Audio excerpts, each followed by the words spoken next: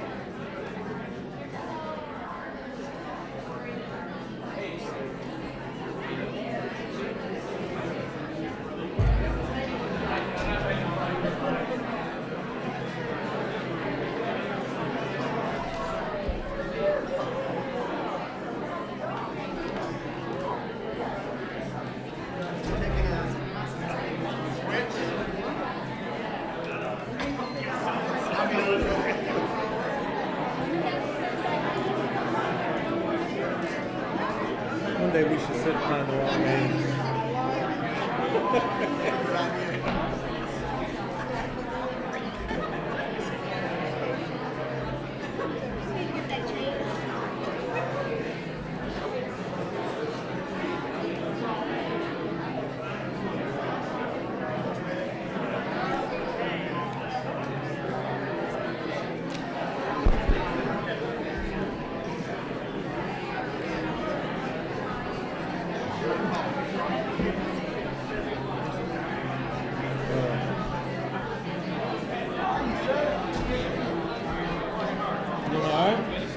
Hey, how are you?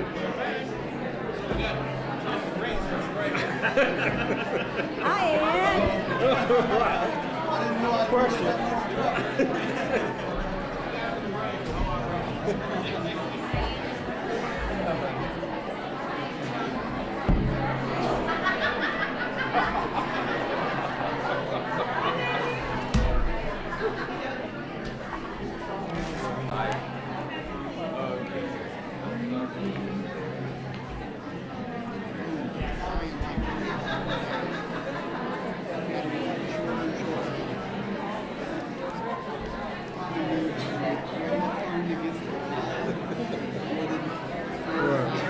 Right.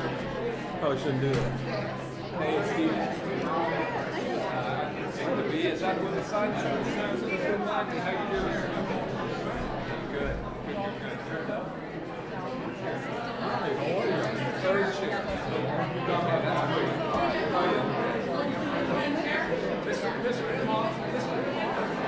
I'm getting the middle or am I on the road? Kramer's in the middle, so you can.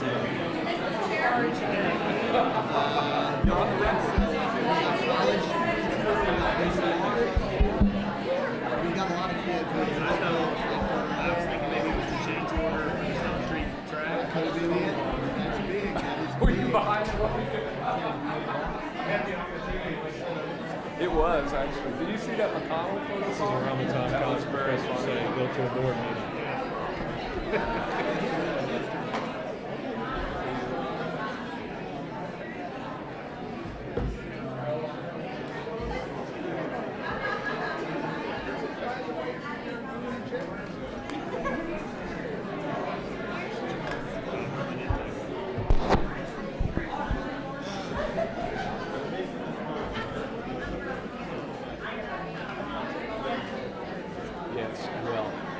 She brought me a cup of coffee. She said she was going to coffee.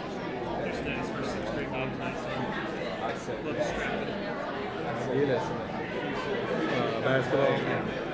When I came in, I saw this and made a gesture. Well, he was a football Karen player. saw and Tess didn't, so elbowed her, and that I think is what led to the last one. He has grown up and not out for the last 3 years, so he weighs about what he did in third grade when he was in sixth grade.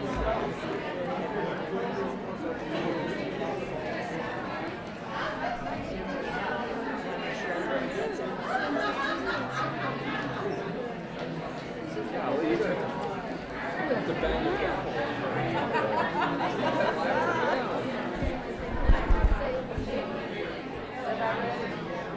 Steve Jobs says it's time. Good to go? Yep, she says it's time.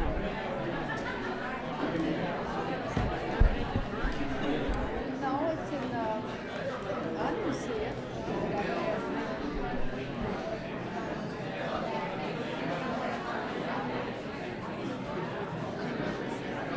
Ah, how you doing?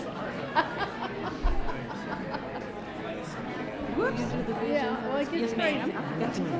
I saw it. I saw it on my thing. Yeah, oh yeah, but the kids, you sit there and That's all right. talk I'll do and it. talk. Thank you. Yeah, yeah. Oh, the kids are so interesting though. Yeah.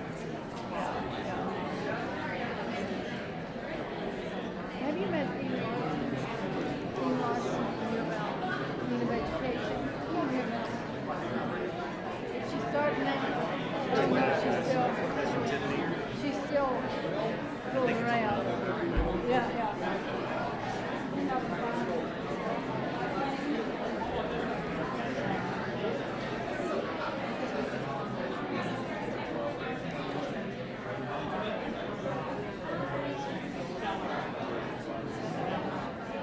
What I anticipate.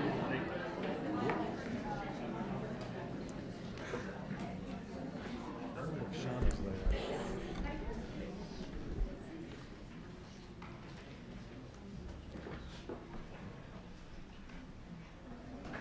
She's good.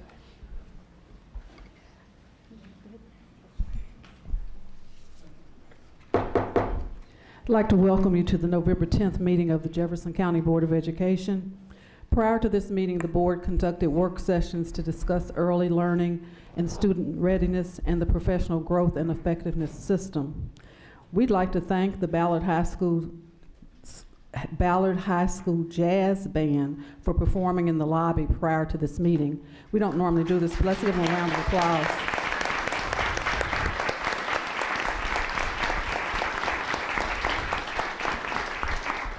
If you missed it, you missed a treat. That's all I can say. They were outstanding.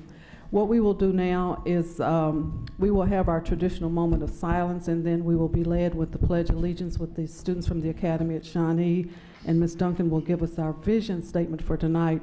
Before we do the moment of silence, I wanted us to remember that tomorrow is Veterans Day, and that it's important that we recognize and celebrate our heroes and sheroes. So if we could have a moment of silence, please.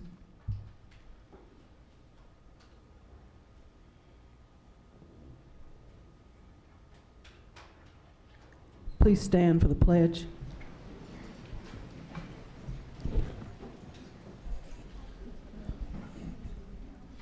I pledge allegiance to the flag of the United States of America and to the republic for which it stands, one nation, under God, indivisible, with liberty and justice for all. Thank you very much. Ms. Duncan. Well, our vision is for all JCBS students to graduate prepared to reach their full potential and to contribute to society throughout life. Thank you very much. At this time, motion to approve the minutes of the October 27th meeting. Ms. Haddad, second. Mr. Hadaway, all those in favor? Motion passes unanimously. Thank you. Recognitions and resolutions, Ms. Robinson. Dr. Hargens, Board Chair Diane Porter, and members of the Jefferson County Board of Education. This evening, we began with a student demonstration of learning from and recognition of the Academy at Shawnee students. The students created a science experiment that was part of a mini laboratory aboard the SpaceX 4 Dragon flight that launched in July from the Mid-Atlantic Regional Spaceport in Virginia. Tonight, the students will share what they have learned from their venture into space. Peyton Aldman, Elizabeth Bates, DeAndre Curry, and Shelby Wilbert, please come forward to begin your presentation.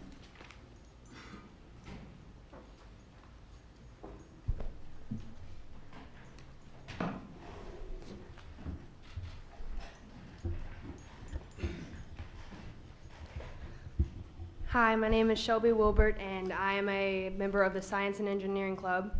This is Elizabeth Bates. Hello. This is DeAndre Curry. Hello. And Peyton Adelman. Good evening. Other club members are sitting right in the audience. Thank you for recognizing us in our experiment of the effects of microgravity on the fermentation of honey using yeast. We are excited to tell you more about it.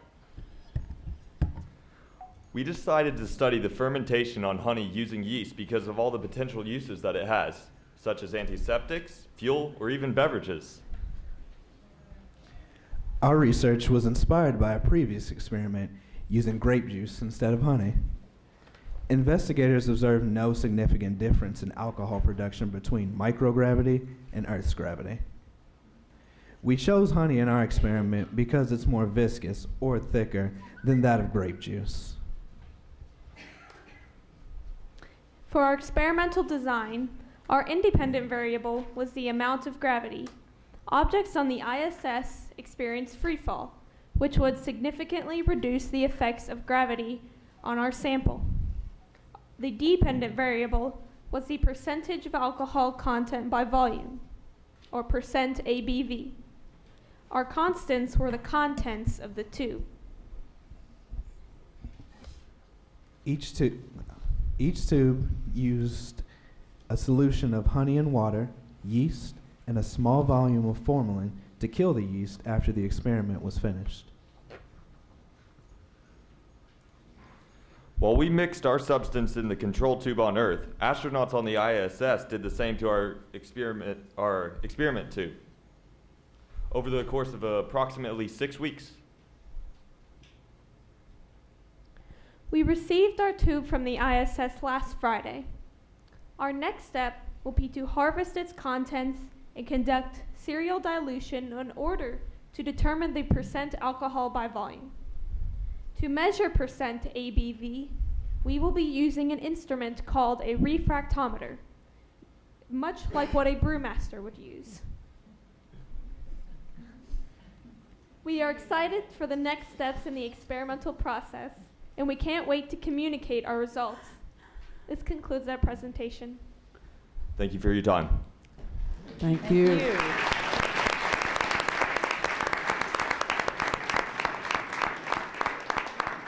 Board Chair Diane Porter, please come forward to congratulate the presenters and other student honorees, Brittany Jarbo, J.C. Vance, Anthony Watson, Matthew Vincent.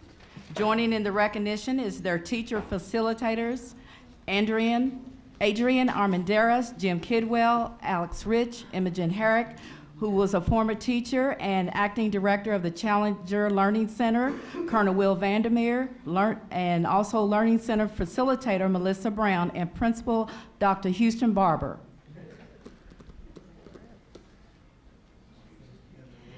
And at this time, I would like to ask all parents of these outstanding students to please stand and be recognized.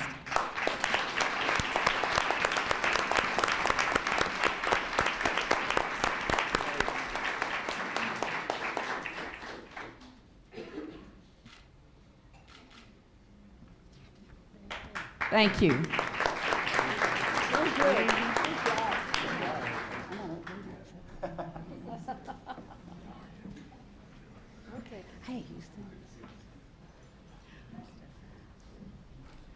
Once again, we have the special honor of recognizing Sarah Reed, teacher at Field Elementary School, for being named the 2015 Kentucky Teacher of the Year by Ashland Incorporated and the Kentucky Department of Education. She was formally recognized at a ceremony held on October 23rd at the Capitol Rotunda in Frankfurt. Sarah will now represent Kentucky in the 2015 National Teacher of the Year competition. Board Vice Chair David Jones Jr., please extend congratulations to Sarah Reed. Joining in the recognition is her principal, Deborah Rivera. And if I may, we are all so proud of Sarah and so proud that my predecessor in this chair, Steve Imhoff, has asked if he could come up and join in the recognition along with your student, William Cameron Stone. So if we could do that.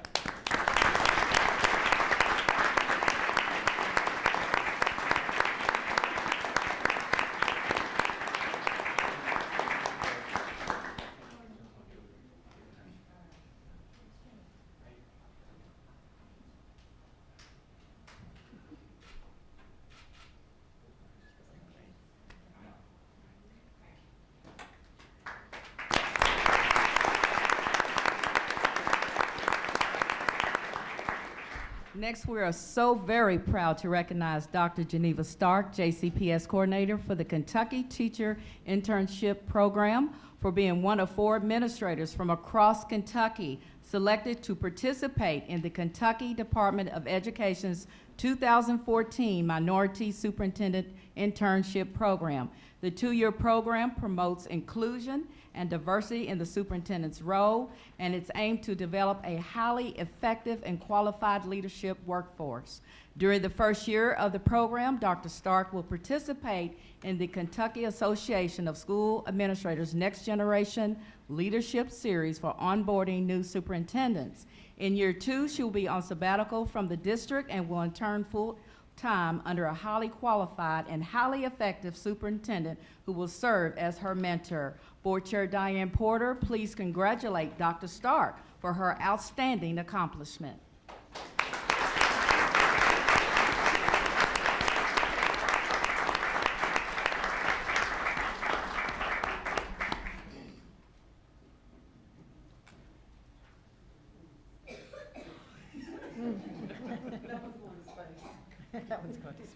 It is our pleasure to recognize Rob Tanner, JCPS Director of Labor Management and Employee Relations, for being awarded the 2014 Kentucky Management Award from Governor Beshear at the 37th Annual Kentucky Labor Management Conference.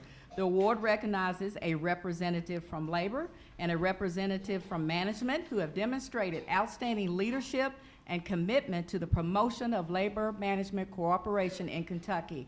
Board Chair Diane Porter, please congratulate Rob for his outstanding achievement.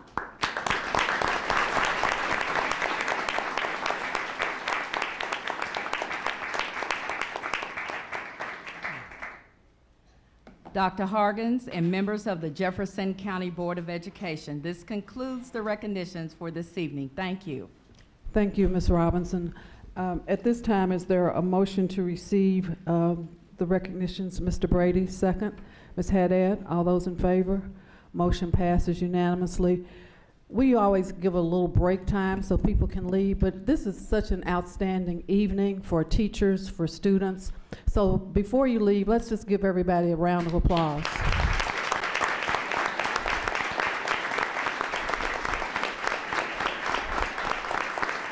Thank you. This is your opportunity to leave, so if you don't take it, you're stuck with us for a little while longer. So thank you for being here.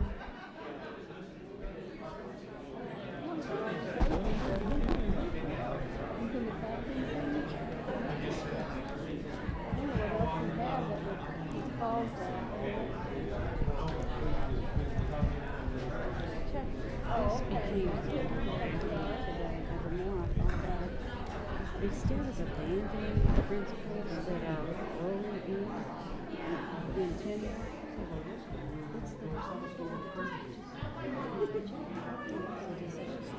you can't do that. Resources need to go into something exciting is happening. We just don't know what it is. Let's speak on the arts.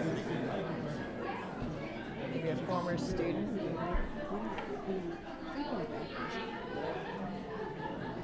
She has authority. She hasn't.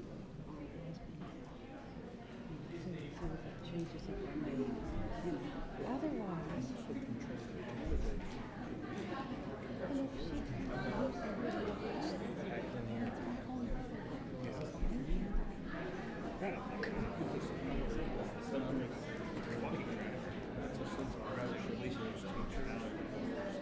what do you think about the, see here? Another layer of our school is taken away. I mean, the players, they've already lost their voice. So now they make I don't know how many of us feel that way.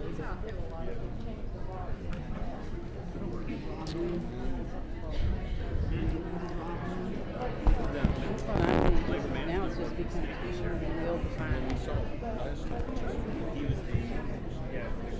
schools that weren't. Before we move to the superintendent's report, at this time I would like to recognize our newly elected board member, Stephanie Horn. Ms. Horn, if you'd stand, please, so we could recognize you. She's here. She was here. Who is it? Okay, when she comes back, we'll just say congratulations. At this time, I would like to turn to Dr. Hargens for the superintendent's report. Dr. Hargens. Thank you, Chair Porter and members of the board. It's my pleasure to call to your attention a few items of special interest. Friday was an extraordinary day in the history of Jefferson County Public Schools. At Atkinson Academy, U of L's president, Dr. James Ramsey, announced an unprecedented grant of $5 million from the Mary Kay Oxley Foundation, matched by a $2.5 million grant from the U of L Foundation, for a total of $7.5 million. Chairwoman Porter attended along with board member Debbie Westland. The money will boost the Signature Partnership Initiative created by U of L's College of Education to support teachers who serve students from West Louisville. The schools sharing this generous grant are Atkinson Academy, Portland Elementary, Cochran Elementary, the Academy at Shawnee, and Westport Middle School. The funds will be used to expand professional development for teachers, the Teacher in Residence program, and to create summer learning opportunities to increase student achievement. We are grateful for the generosity of the Mary Kay Oxley Foundation and trustee, Debbie Oxley, who is a graduate of U of L. Thank you to Dr. Ann Larson, Dean of the U of L College of Education and Human Development, to Dr. Ramsey, and to the U of L Foundation. We are honored to have this investment in our teachers and our students. Project Aware, Advancing Wellness and Resilience in Education grant.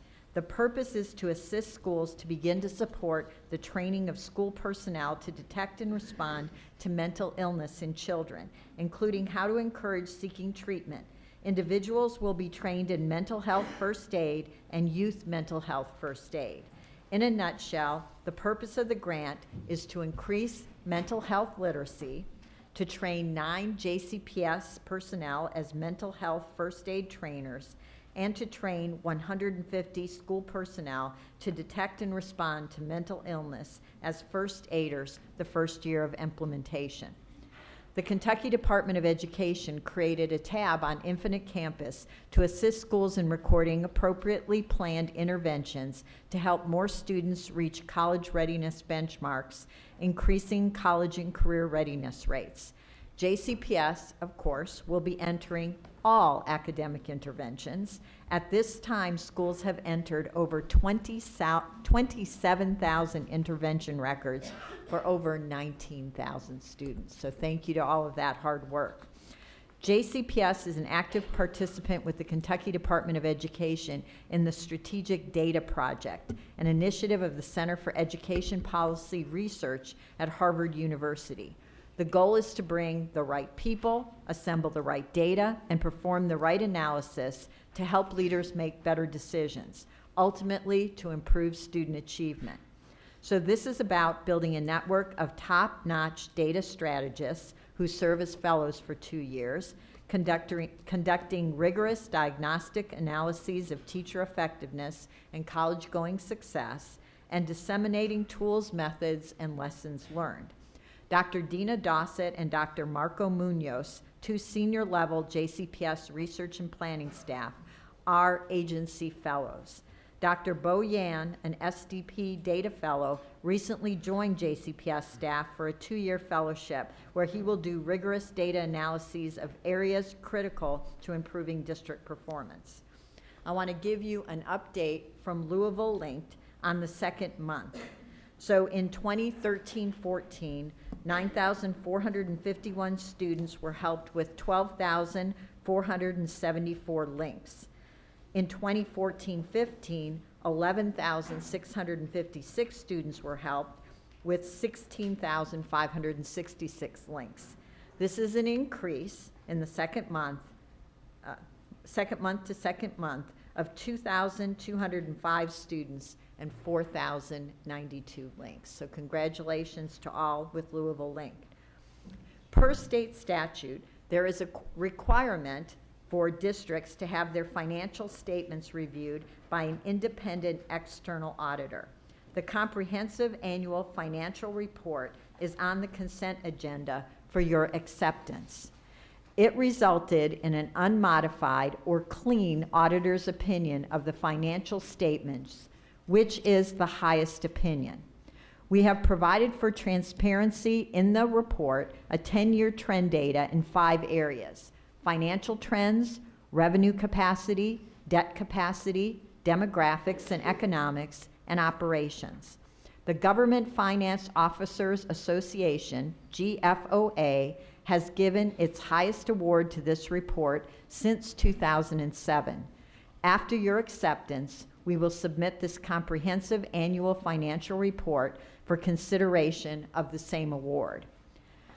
There is a recommendation on page 9 that notes the importance of an internal audit function that maintains independence and reports regularly to the board, and that works from an audit plan. This is in agreement with finding number 25 of the state audit, who also identified, the state auditor identified, the problem that organizationally internal audit was reporting to the superintendent rather than functionally to the board. And there were really no policies that governed the work. Requiring also that there be an audit plan and regular reviews to the board.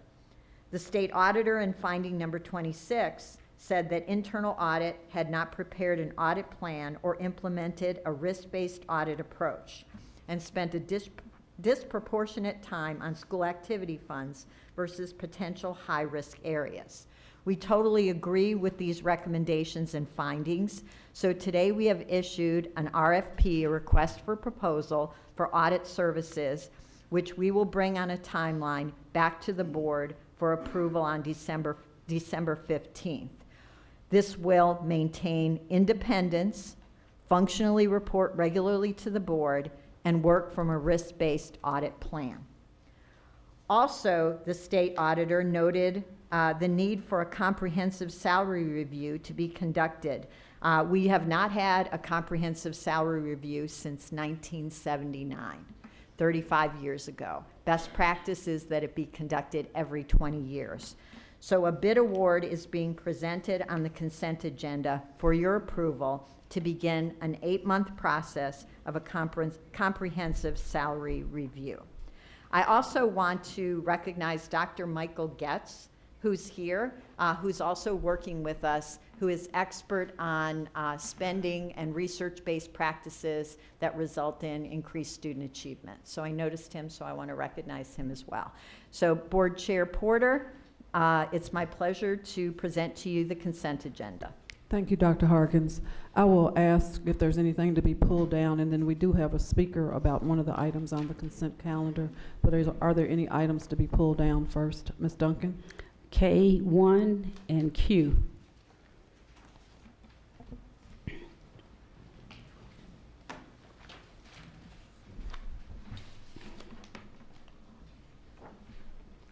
Ms. Westland? G and P. Paul.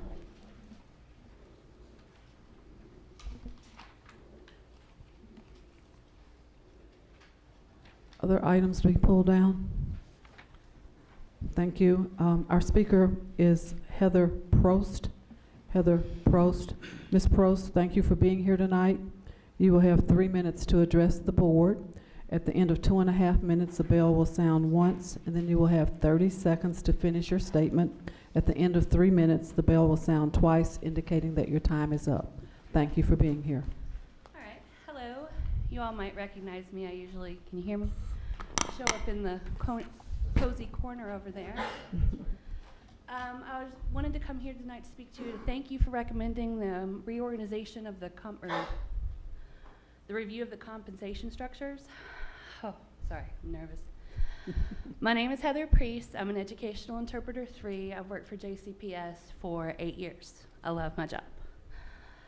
I often hear you say you want JCPS to be one of the best urban school districts in the country, but in the interpreting community in Louisville, working for JCPS as an educational interpreter is not a really highly desired job solely because of the compensation. I have a bachelor's of science in interpreter studies. I'm nationally certified and I hold a license in the state of Kentucky as is required by law. The interpreting field has changed drastically in the past 10 years. 10 years ago, if you knew sign language, you could be an educational interpreter in the state of Kentucky. Today, interpreters must hold a license to practice. We have to have a bachelor's degree to be able to sit for the national certification test. I'm also here tonight to encourage you all to look into how much money this district spends to fill vacant interpreter positions. These vacancies are not due to a shortage of interpreters in the area. U of L and EKU graduate interpreters every year. The vacancies remain because of the outdated compensation structure keeps us from attracting and retaining the talent we need to achieve our vision. We have in fact lost 15 good interpreters within the past 10 years to other districts and to the private sector. With competitive and fair compensation structures, we'll be able to attract and retain talent necessary to achieve our vision of all students graduating prepared. And by including educational interpreters in your compensation structure review, you can show this community that you truly mean all students. That's it. Thank you. Thank you. Thank you. Thank you for being here.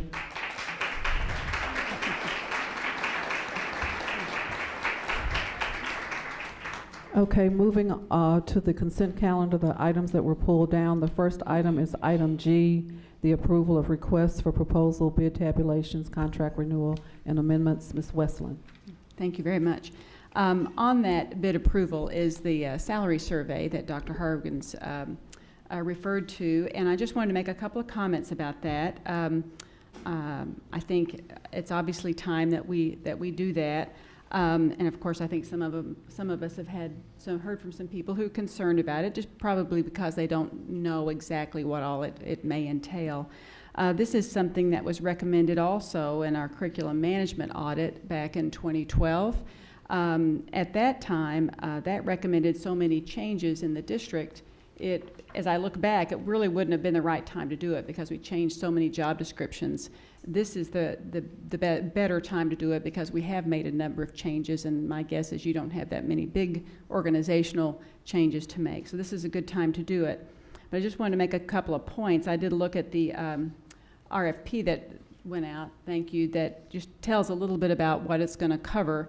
And I'll just mention that this survey, tell me, Dr. Hargens, if I'm wrong, will include more than 500 positions. That we've got a lot more people than that, but more than 500 positions, and that includes just about everyone, not just administrators, but also teachers, also classified administrators like our CFO, and classified other staff like some secretaries and others, looks like bus drivers, people who work in nutrition services. It covers everything. We're not just going after administrators. We're not really going after anybody. And that's the other point I wanted to make for people to understand. This is not a, as I see it, an RFP saying, find us a way to save money. There may be some of that, there may not be some of that. The goal is to look at the job descriptions, and I read through here, there'll be some interviewing of people, of managers, of people who are doing their jobs to make sure people are doing what the job description says and that they're being paid fairly and competitively with public and private systems of similar sizes. So I just kind of wanted to get on the record for people who are concerned about that, what this involves, and also to remind people that, and Dr. Hargens, I appreciated the email you sent out to employees. Communication is going to be very important as this goes. No matter where you are, it's going to be a little bit stressful because nobody's really going to know what's going on. You'll have to kind of tell them and get input as well. And also, someone mentioned at the work session about recognizing the professionals that educators are. We need to be sure and do that as we do this. They deserve to be paid well. These are hard jobs. People in schools don't get to go out and have lunch with their friends and do things like that. They're busy, and their salaries are on the website.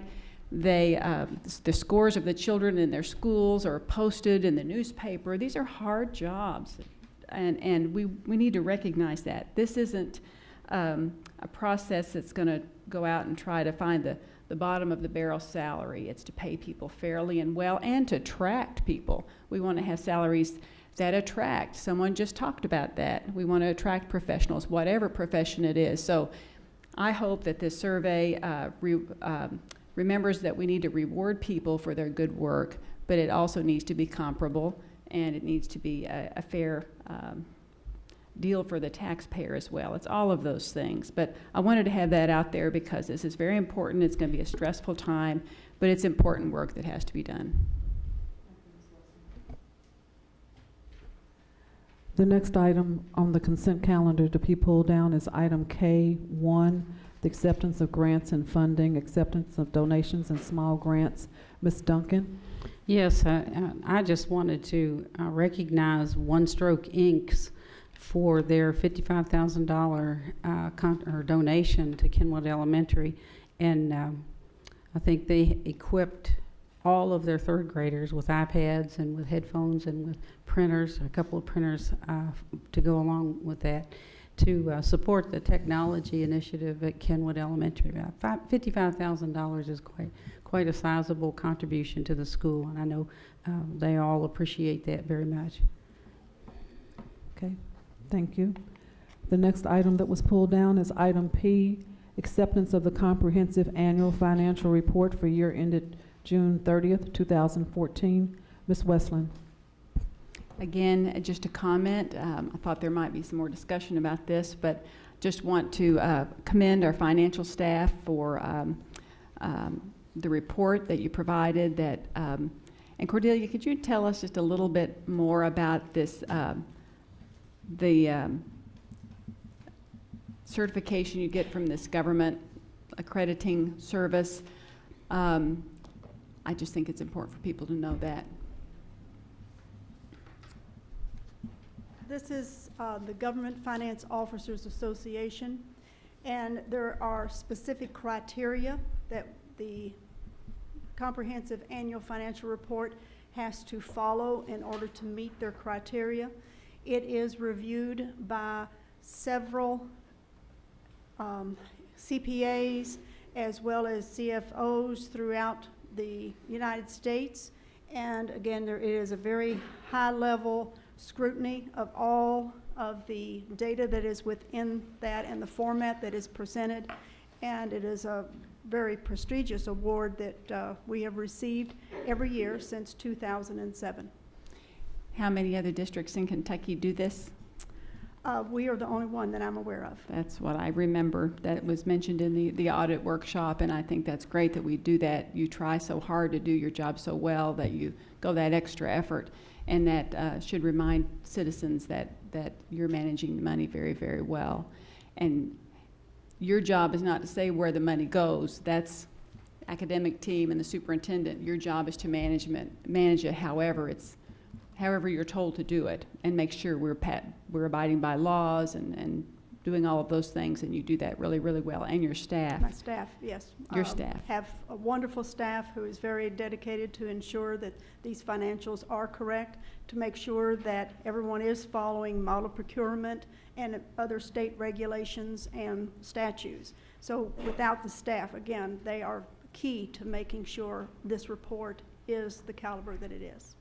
This report is based on our last school year. Yes. And it's due to the state November 15th. November 15th. So yes. This week you'll be sending it into the state. Yes, we will. One other comment I wanted to make about, and Dr. Hargens talked about the internal audit, and this is something we've needed to get working better for a while. And just the part that I know the board should get these regular reports, Dr. Hargens, and that because that ensures that there's no conflict of interest. They're not just reporting to you, but they're reporting to us. And I just tell the board to be sure you get very transparent reports on the internal audit for going forward, and that we know who's conducting those audits, whoever you contract with, and hopefully that arrangement will work. And also any unpaid advisors you're getting, let's not depend on that. Let's use people you're paying to do it well. You know, you can't really ensure that they're getting the work done. Right.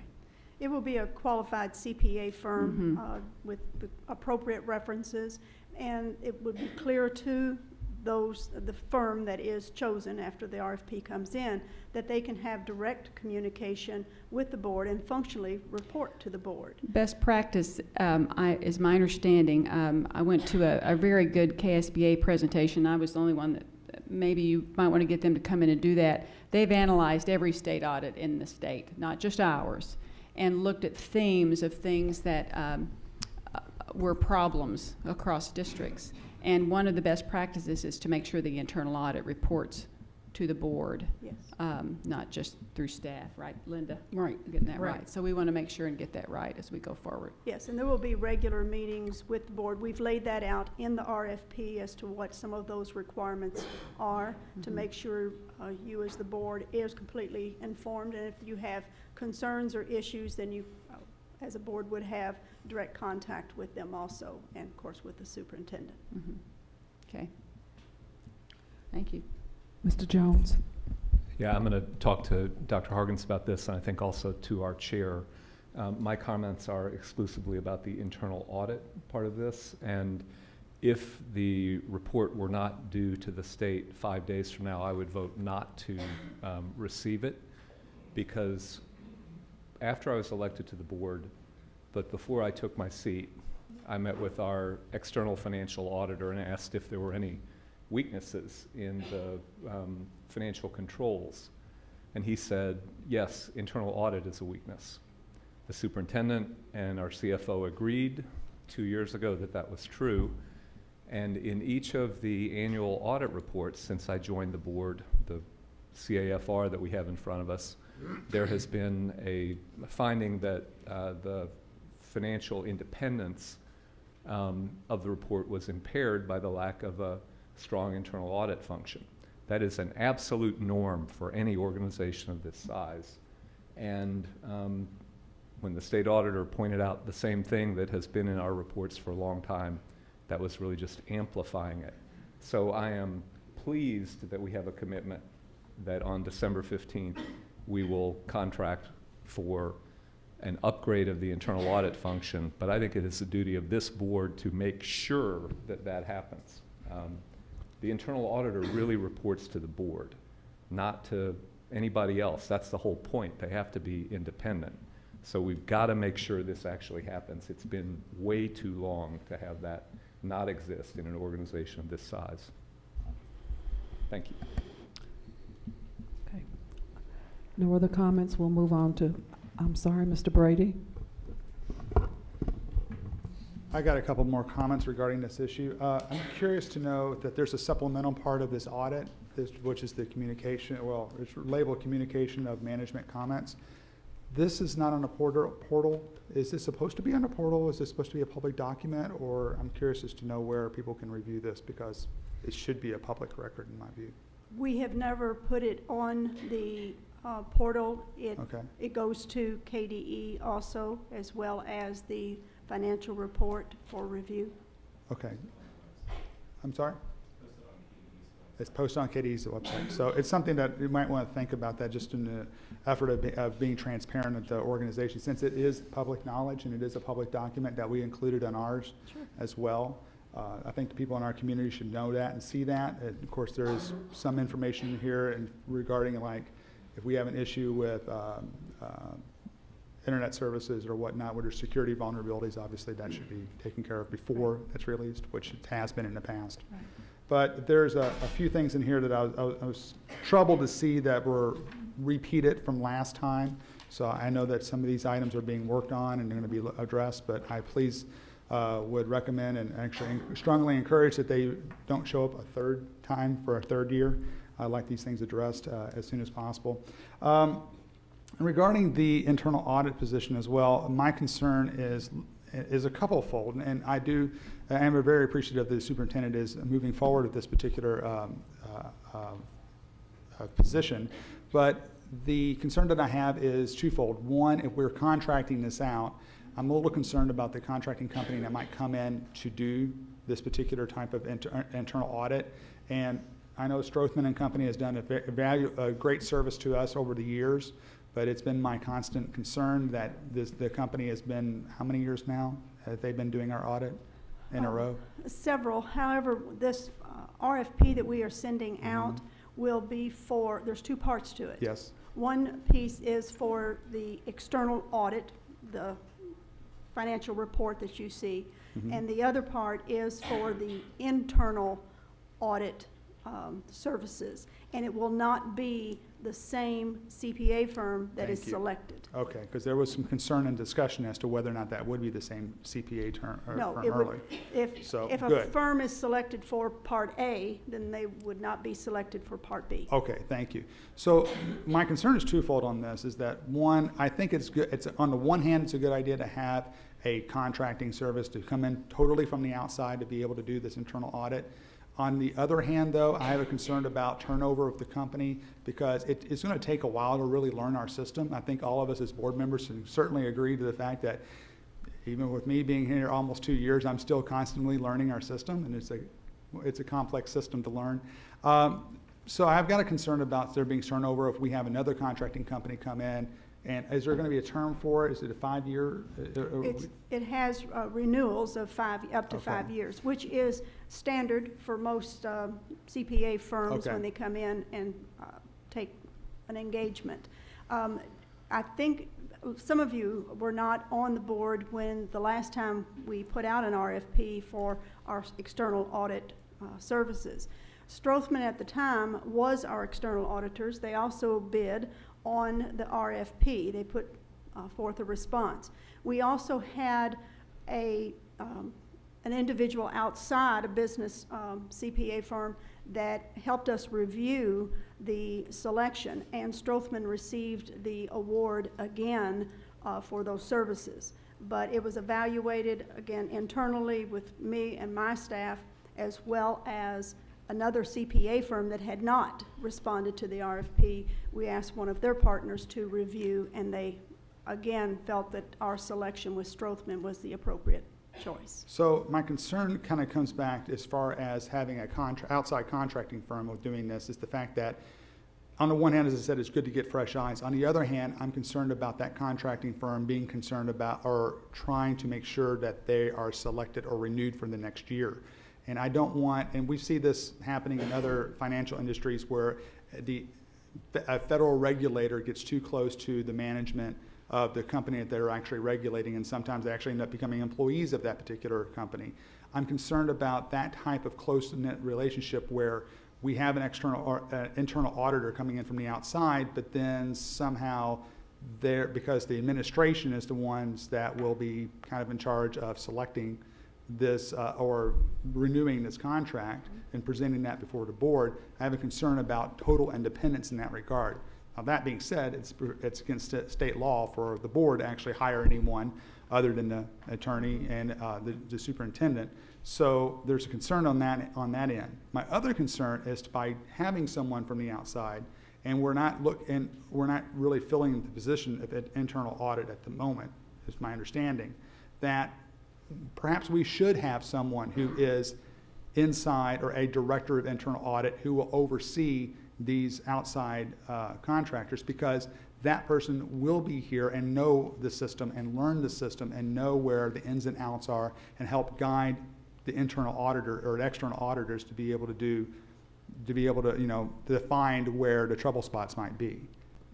Does that, so it's a double-edged sword. I know I'm asking for my cake and eating it too, but it's a concern that I have regarding this position, because it's, you want it to be totally independent, but at the same time, though, you are concerned about the fact that there might be a little bit too much turnover and they won't be able to learn our system or be around long enough to make a meaningful contribution. Well, we have 2 internal auditors that are employees that would work with internal audit services firm. Mm-hmm. And the bottom line is the contract comes to you for approval, for renewal. So even though the management would be recommending it, it does come to the board for approval. But so if we're not satisfied, then we won't, we would not recommend to renew, and you wouldn't recommend, or you wouldn't approve to renew. So, the contract actually would go from January through. The first contract will go from January to June 30th, and then thereafter it will be 1-year renewals, July 1 through June 15th, June 30th. Of each year for 5 years. We actually, at this point, we have 3 internal auditors that this organization, the CPA firm that's selected, would work directly with. We also are working on a policy that will provide an actual audit plan, and it would be very prescriptive as far as what needs to be reviewed and the process is followed. But again, the board can contact this firm should they have any concerns, or anyone else within the district or outside the district actually could make those contacts if there's some concerns.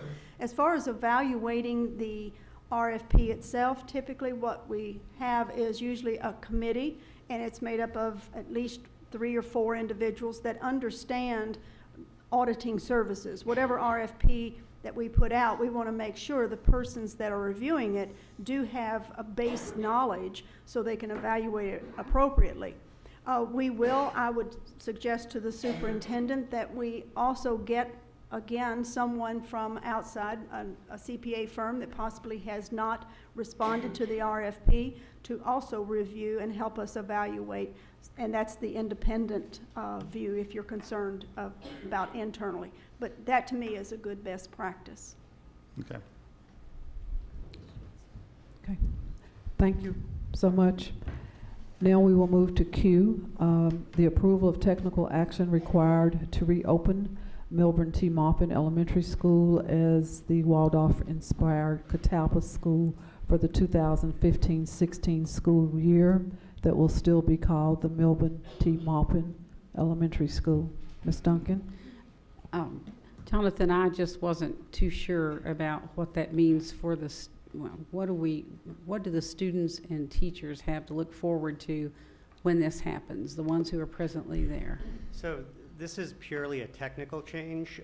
When we brought before the board for action approval of the Waldorf-inspired program for Maupin Elementary, we omitted a technical requirement of what we had discussed, which is to close and reopen the school.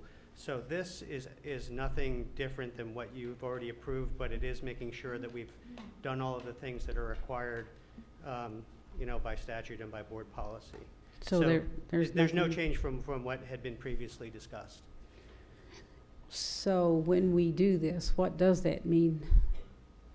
I know this is the technical part. Do I wait and ask that question later when we talk about Catalpa? No, I think this is what it was before, but there will be a closure and reopening. The position for the principal is currently posted. Teacher positions would need to be, people are going to have to reapply for their positions.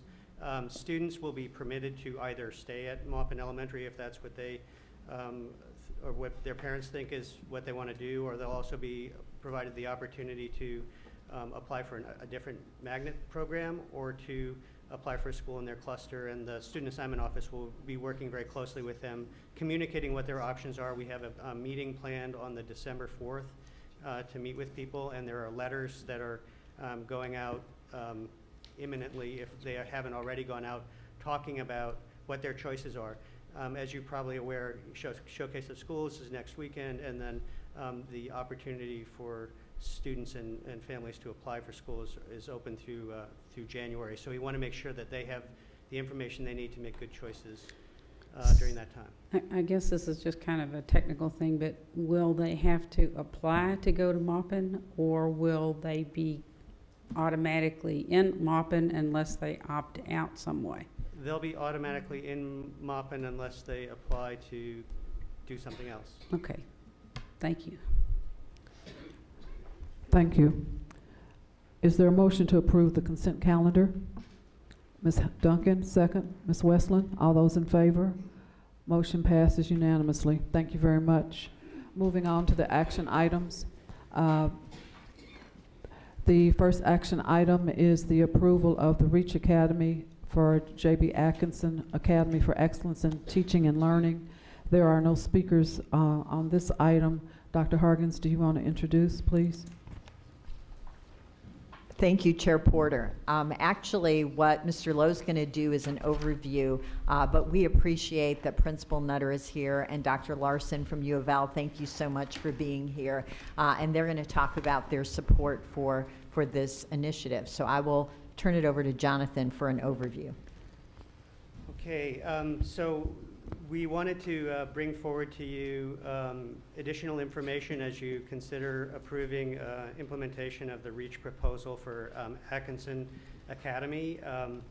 Since the last time that we discussed this, a couple of important things have happened. One is that the Atkinson Elementary staff voted 72.3% to whatever's left over, to go ahead and move forward with the proposal. And the second thing that happened is that the University of Louisville and the Signature Partnership and the College of Education has come forward to also express its support.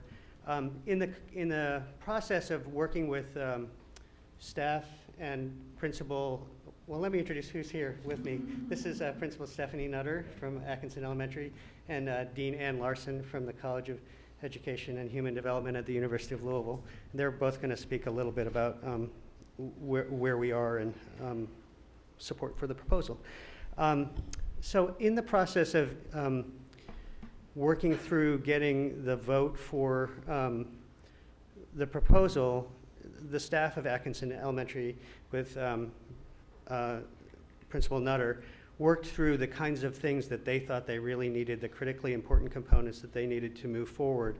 And so on Friday, I shared with you, or it was shared with you, some changes to what we had proposed initially, and that was based on input about, you know, what we really needed to do to move this forward. And I'll run through that real quick, and then we can go from there. So the revised plan, the key takeaways, a lot of focus is on extended learning time, and that's learning time after school, during the school year, and then also during the summer. The use of assessment data for targeted intervention to make sure that we're spending our money, you know, most effectively. Reducing the opportunity gap for students. One of the things that we know is that students who come from lower socioeconomic situations frequently don't have the same opportunities for enriching programs, and so we're addressing that. And that we're building on existing supports that are on at Atkinson. As you're aware, good things have been going on there for a while, and we want to build on that and strengthen it. And we also think that this is sort of a work in progress, which is to say we're putting forward a lot of good things, but in the mix of talking it through, we've come up with a number of, you know, possibilities for additional collaborations external to the district and other opportunities to bring additional resources to the school. Key components of the plan include some additional staff, a mental health counselor, a homeschool coordinator who's sort of maybe the person who knits all of this together and makes sure that it's all working for students and families, additional instructional assistance. For the after-school time, the idea is to have an hour of additional time 3 times per week in sort of 3 9-week cycles, 6 weeks of which would be academic, and then 3 weeks of which would be what they're calling reach clubs, which could be any number of things from gardening to robotics to chess to lots of, just fun things. There would be a third hot meal that would be served in sort of that between time, end of school, and the 4 o'clock beginning of the academic component. There would be a summer program, 4 weeks, 5 days per week, again targeted based on assessment data. The Reach Academy team actually brought forward a donation that they had already sort of solicited and received support for of 15 additional computers to create a new computer lab. And we would wind up having a smart board in every classroom, addressing health services through the school nurse that they already have, plus the mental health counselor, and pursuing additional opportunities external for additional medical and dental services. And then also to pursue the family literacy component through submission through our adult education for a grant that would do that. So the money is shifted a little bit when you look through the budget, but we think that this proposal is really going to move us forward and bring some really powerful things for kids. Good evening. I know that after the work session last time, one of the questions was why Atkinson, and we have spent a lot of time since the last board work session coming up with why Atkinson. So some of the reasons are providing expanded mental and physical health services in collaboration with the University of Louisville, as well as with the new mental health counselor that's been added to the budget. Establishing a K-8 model school to assist in creating a seamless transition between elementary and middle school, which for our kids, that transition can be a huge transition, and we lose a lot of their 6th grade year because they're transitioning to people that they don't have relationships with. If they're allowed to stay with us, we cut down on that transition time. The REACH proposal will allow us to provide extended school opportunities that we currently do not have that are aimed at, as Jonathan said, closing that opportunity gap. And then we have space to grow. Not only do we have space to grow our student population, but we also have space that will allow us to accommodate the extra services to support and encircle our students. This has been a process since the last board work session. Following the recent board work session, we went to work creating an implementation plan for the Louisville Reach Academy at Atkinson. That included a process, included communicating with and soliciting input from all stakeholders, including U of L, Atkinson staff, and other community partners and parents. We met as a School of Innovation cross-functional team for REACH at Atkinson, including the REACH designers, Atkinson staff, and representatives from multiple district departments to incorporate input from our stakeholders and iron out details which created the proposal that is before you tonight. Many people have worked to help us to reach this point in the process, and I would like to thank everyone who has been involved, including the creative and passionate REACH teachers who are here, our Atkinson community, including our parents and staff, and our U of L support, and our district staff members. Good evening. Thank you for the opportunity to speak with you this evening.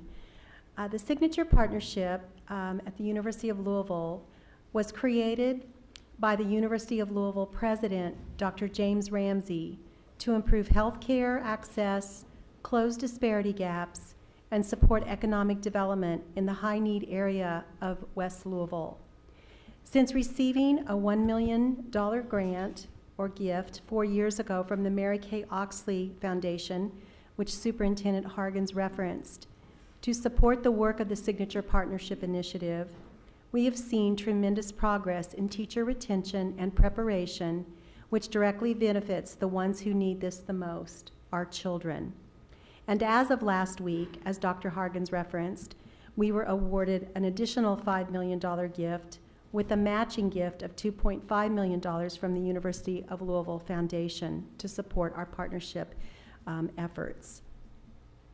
I have shared in a recent meeting with Dr. Hargens that at U of L and CEHD, we want to serve in an advisory role as a partner in this proposed program.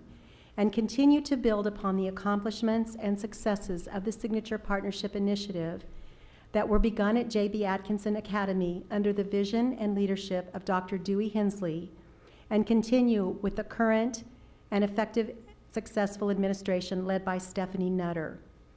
Today, this work includes not only Atkinson, but also Westport Middle School, Cochran Elementary, Portland Elementary, and the Academy at Shawnee.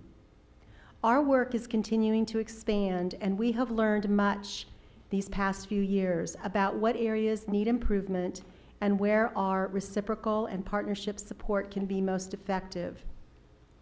The partnership is mutually reciprocal and beneficial. Some of these areas include teacher and ed leadership preparation and support, professional development, National Board for Professional Teaching Standards support, STEM education, literacy education, summer academic boost programs for children, teachers and residents, and university faculty liaisons to our SPI partner schools. The goal of our work is to continue to be supportive. The university's Signature Partnership Program is a university-wide effort, and as a full-service community school, the Louisville Reach Academy at Atkinson will continue to receive support from the CEHD and the Kent School of Social Work, the School of Nursing, the Office of Community Engagement, and other units on campus who will be eager to contribute. The goal of our work is that each child in this school will have a place that meets their educational and health needs, that focus on the whole child, their families, and the community. A place where students will reach their academic and life potential and be on a clear path toward college and career readiness. I wish to thank Superintendent Hargens, School Board Chairperson Diane Porter, and you as JCPS board members for your enthusiastic and consistent support for this important partnership of a university and a school district. Thank you very much. So actually what this is exciting. If you look at what makes schools effective, think of all the components that are in this proposal. It's using data for targeted intervention, it's collaboration, it's about focusing on what students are supposed to learn, it's about having high expectations for every student, but it's about extended learning. So learning's being extended in 3 ways. The day is longer for the students who need it, the year is longer for the students who need it, and students will have consistency and stability pre-K-8. No transitions, no loss of relationships, no rebuilding, no loss of learning time. So it's expanding learning in 3 ways. So the consistency and continuity for these students is really, really exciting. So we give for your consideration and ask for your approval putting the Reach Academy at Atkinson Elementary. Thank you, Dr. Hargens. Ms. Haddad and then Ms. Duncan. Okay. Did I hear you say pre-K? We're trying to figure out pre-K through 8 would be the optimal. Yeah, okay, I like that. I just heard that, so I didn't see it on here, but I just heard that. That gets my attention because we do need them to get them in there early so that they can be ready. And I know the University of Louisville has hired a new person for early childhood, which would be really a great collaboration to put in there if we could find the room. But I think it really, down in that area, would really be helpful for all those schools. I want to thank the University of Louisville for continuing to work down there. I mean, it is such important work. I just wish we could, have a lot more money and expend out because we have other schools that could really use that. But with the work you are doing, it will be a pilot so that you can maybe someday we can look at it and say we can use it in other areas for the schools that you're using it in, because we do have some schools that could use the kind of work you're doing. So I want to thank you for staying with us and helping the kids, and thank you, Stephanie, for the work that you're doing. Now, will the teachers have to reapply, or will they be able to stay? Since we didn't close it and reopen it like we did the other one, they will just be able to apply, and if they don't want to be there, they can transfer out. That's right. The staff will remain the same, and then, if people, a small portion of staff didn't vote in favor of this, and there may be some people that wish to transfer, but otherwise, things will remain the same. The families too. I think the Center for for Families? National Center Sharon for Families Darling, Learning. that is really a big plus that they will be working with families because they have a national record of working with families. And I'm so glad we've gotten them back in JCPS to help that. That will really help down in that area. But I'm really pleased with what's going on. What do you expect the enrollment to be? Do you think it'll just stay the same? I mean, I know we haven't had elementary registration yet. But is it a pretty consistent number that we have down there? I would expect for the 15-16 school year that, enrollments will kind of remain the same. And then moving forward beyond that, there's sort of a standard process that's used with the demographics office and student assignment in schools to determine, the appropriate number of students for each grade. And that process will continue as it does for all JCPS schools. And I hope some of those families that do go out would have the opportunity to come back in if there's room, because in fact those are the students we're really trying to reach. Yeah. And sometimes they go far out and they don't get the same opportunities that the others get. So and I hope we will look at that, because that was really our whole purpose of having an innovative school, that we could meet the needs of the neediest kids. So the student assignment office always works really hard to help families try and get their kids to where they are. We are going to be retaining the magnet program, and that will allow students who are attracted to the things that Atkinson brings forward that aren't quite in the cluster to come and join that family. And And I'd also like to acknowledge somebody else out there, Sam Corbett, who has worked with us. Where is he? Is he hiding somewhere? He's a former board member also, but he has really worked hard with us to make this a possibility. So I want to thank him too. Thanks. Ms. Duncan? Well, there was one thing, of course I love this. I mean, when we landed on Atkinson as the Reach Academy, I thought that was just the perfect spot. It just felt perfect to me. And one thing I didn't hear, but I'm sure is in there somewhere, is the mentoring effort that's going to happen within this proposal. And if we didn't articulate it, or if I missed it, just let me know. But I just know how important it is for us to establish that. We currently have 3 mentoring programs at Atkinson. And in the proposal or in the budget, you will see a homeschool coordinator, which is a certified teacher. And one of her roles, or his roles, will be to go out into the community and strengthen the mentoring partnerships that we currently have, whether that be through Everyone Reads or what we call Eagle Buddies, which meet weekly for a half an hour with our students. But that would be part of the role of the new position that's being added.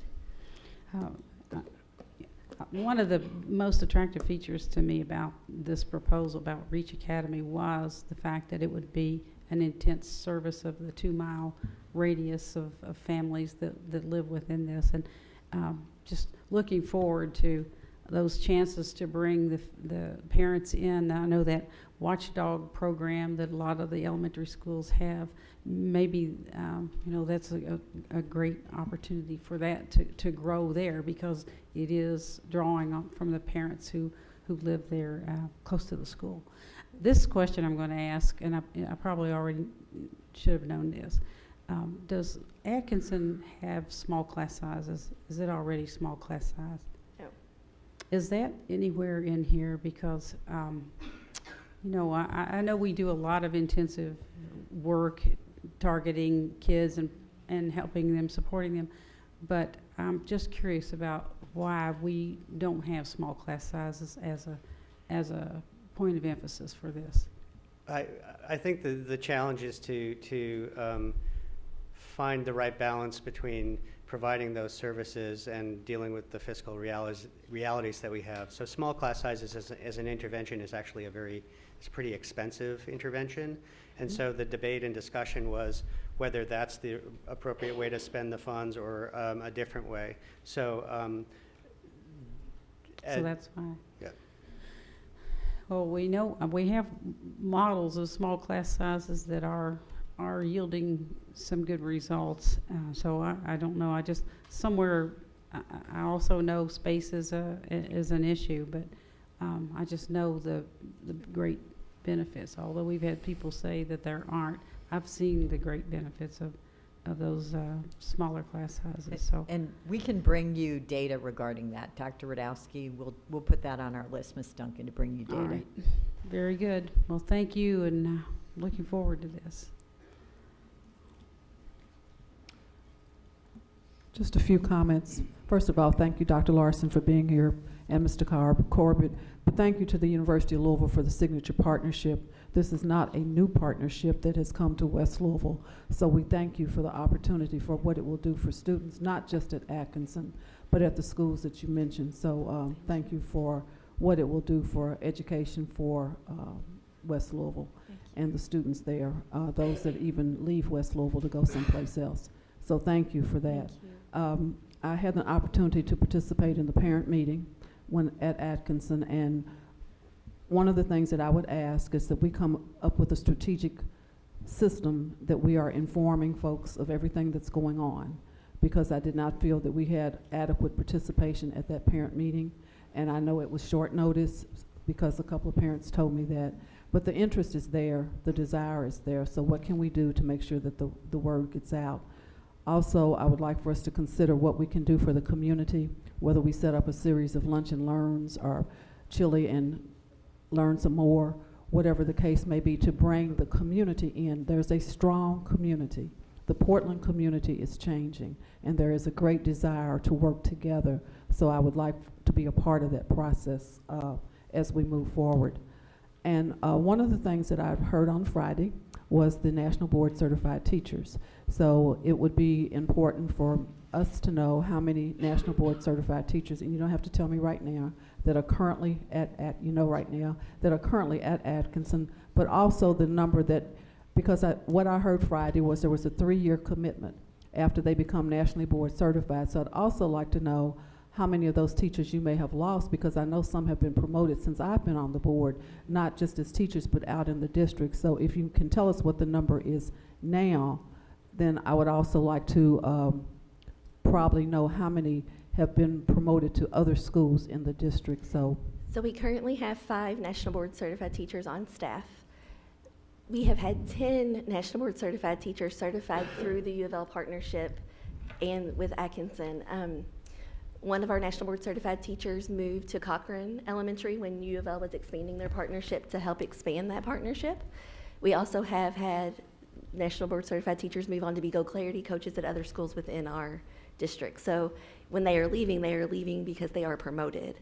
So we currently have 5. And to be National Board Certified, you have to go through a 3-year process. In the last 4 years since I've been there, we have hired 7 of the U of L graduate students who have come through our program, so through the clinical model of teaching. They are now some of them are now entering their 3rd year, so that will be our next crop of teachers to go through the National Board process. okay. And the other thing I'd like to ask about, I had an opportunity, I think it was last year, a year and a half ago, to go to Western Middle School, and we were introduced to a program, CARDS program. What is the potential of the CARDS program becoming a part of the REACH Academy, because it's about a training process for teachers? Has there been any conversation about that? Would you like me to respond? There has been recent conversation at the University of Louisville, Chairperson Porter. We are working with John Marshall, and we have a new dean of the College of Arts and Sciences, and so she and I plan to meet soon. It's at the top of my agenda because it's a collaborative. It's actually a program, as you know, that is rooted in the Department of Pan-African Studies. And so we plan to talk about it. As I understand it, some of the concerns right now are just budget related to the scholarships, but it is at the top of our list, and I assure you we will be talking about that. We'll report back. Okay, thank you. And Ms. Harden, can we use Title II money for the CARDS program? I know we had some information about that tonight as it pertains to district dollars. We can, but the budget has to be laid out as far as the funding. We have used some of that in the past. Okay. I just ask that we think our thoughts, since we've got all the great thinkers here at the table. I'm putting it out there tonight. So if you would just go away and think all the best thoughts, what will be beneficial for Atkinson and for the students and the community, I would appreciate it very much. Are there any other questions? Okay. Is there a motion to approve Mr. Brady? Second. Ms. Haddad? All those in favor? Motion passes unanimously. Thank you so much for being here, and thank you for your presentation.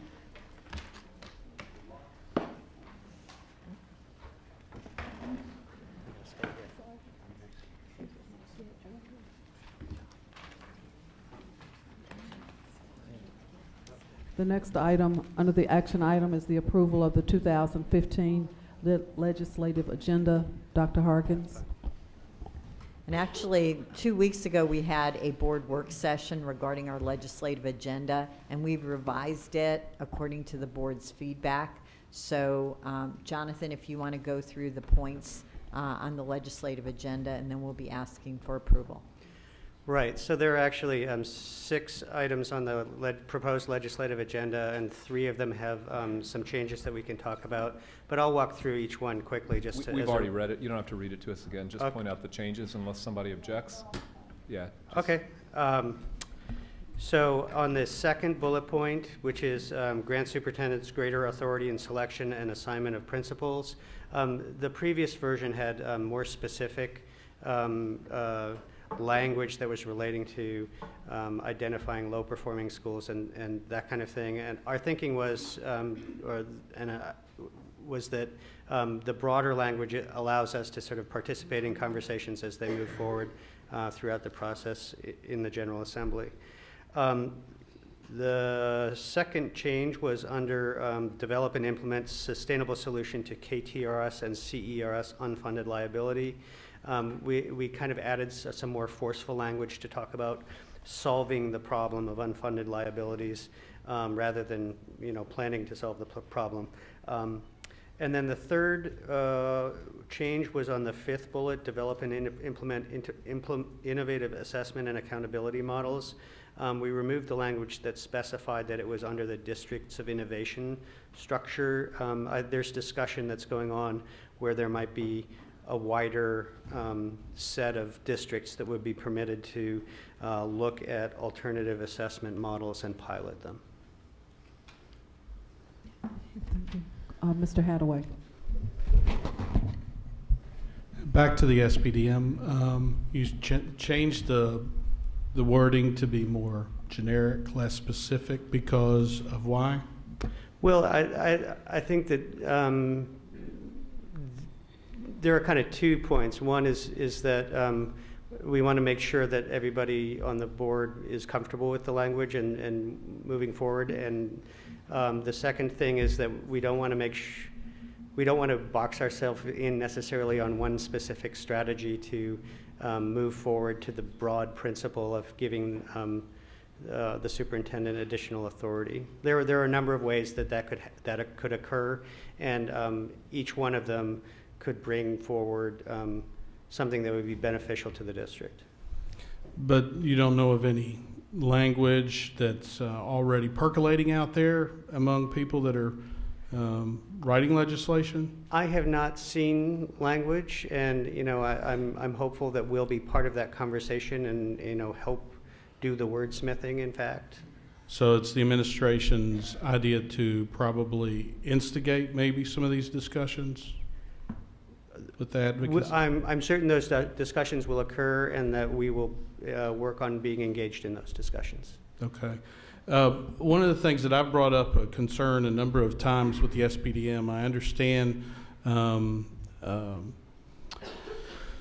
the thought and the logic behind not a system of schools, but a school system. I don't argue against that logic or anything like that. But what my ears heard last time was most of this concern was about low-performing schools, that we would want to act before they dipped lower in their academic achievement. But one of the things that I brought forth every time we've talked about SPDMs that I'm concerned about is I feel like teachers, administrators, and parents, as I've gone this route myself, have a sense of ownership in the SBDM policies. And I haven't heard how we will continue to make them feel a part, engaged in their school where their students are. So that's what I'm concerned about. I think making it broader appears more dangerous to those thoughts. I know those are dramatic words, but when it got broader, I was kind of surprised to see that, and I haven't heard any kind of speech or any kind of action toward making sure that we protect what people are doing. My experience with SBDM is just in one school, so I can't speak for all the SBDMs, but one thing that was wonderful about it is that we were engaged in some of the processes. I've been involved with principal selection, and it is my opinion that the superintendent does have some control over that, because we never just got a full slate of candidates, that the administrative office the superintendent's office was able to present candidates to us. So I'm not yet feeling the communication of where this is a huge need. And that's why I asked if there's legislation already percolating out there, or we're initiating it ourselves. And once again, Dr. Hargens, I understand your logic behind it, but I can't support this as broad as it is, because I feel like some people need to still have ownership in their school, and how we're going to address that with SBDMs.